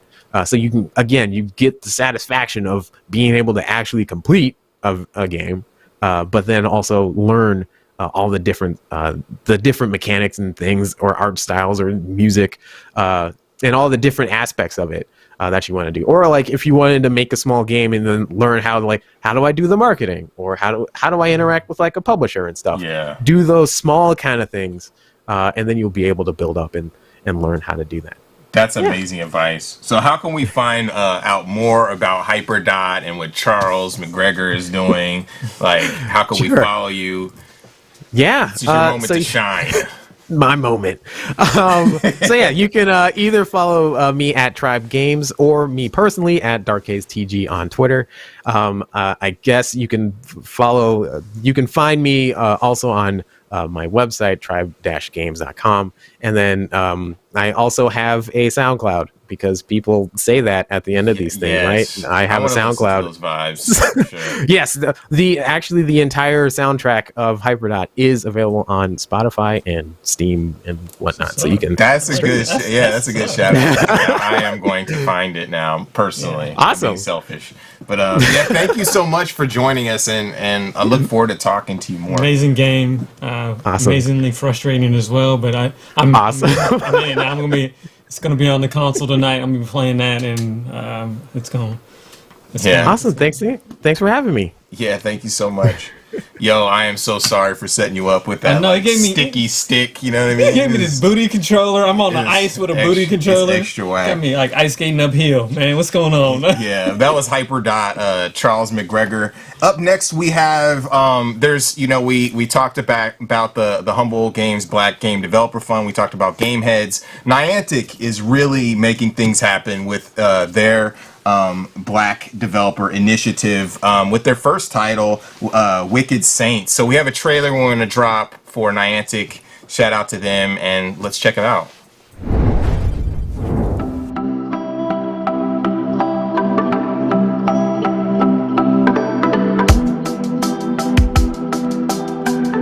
My name is Jessica Murray. I'm the CEO and co-founder of Wicked Saints Studios, based in Medford, Oregon. But my team is all over the world, literally. We make interactive story games where people can play the hero and then actually be the hero in real life. We are going to be building World Reborn on the Niantic platform. It's like Game of Thrones meets Riverdale with a little dash of Black Mirror. My path to game design is pretty atypical. Before I was a game designer, I was actually a peace builder. I trained young activists all over the world in social change communication. We wanted to figure out a way to scale that change. How do we reach more young people and activate them in their community to handle conflict but in a constructive way? When we had this revelation that young people wanted to practice what to do first before being sent out to do stuff, we started doing interactive story games using Twine, so text-based story games. Imagine that you fall into this deep pit and you're facing a dragon. The world will tell you that you have two choices. You either slay the dragon or you get eaten by the dragon. The problem with those two choices is that neither of them get you out of that deep, dark pit. But what we're trying to do is create tools so that you don't just survive these situations, but you can fly. We want to create a society of high-functioning dragon riders. So much excites me about being able to work with Niantic and this platform. What it's done is it's really kind of exploded our box. There's so much that we can tap into with AR and geolocation that we'd never had access to before. And stories are so powerful because people's behavior changes through experiences. With interactive story games, you're no longer having this kind of vicarious experience. You are the main character. I'm so excited for Niantic's Black Developer Initiative. It's something that's going to expand universes of stories and experiences that haven't been tapped into.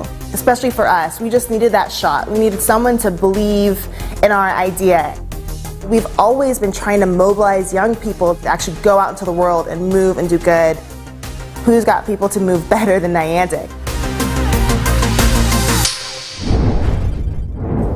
And that was the Niantic Black Game Developer Initiative. I don't know, what do you thought about that? I thought it was dope. I really like the graphics in that game. Yeah, it's really cool what they're doing and all of the supporters. And speaking of that, we want to give a final shout out to our sponsors, starting with Humble Games with the Humble Black Game Developer Fund. If you're interested in checking it out, check out the link below. They've been amazing sponsors and working with us. And we have a plethora of more sponsors that have worked with us over the years. Raw Fury, we couldn't have done this without them. PlayStation jumped in.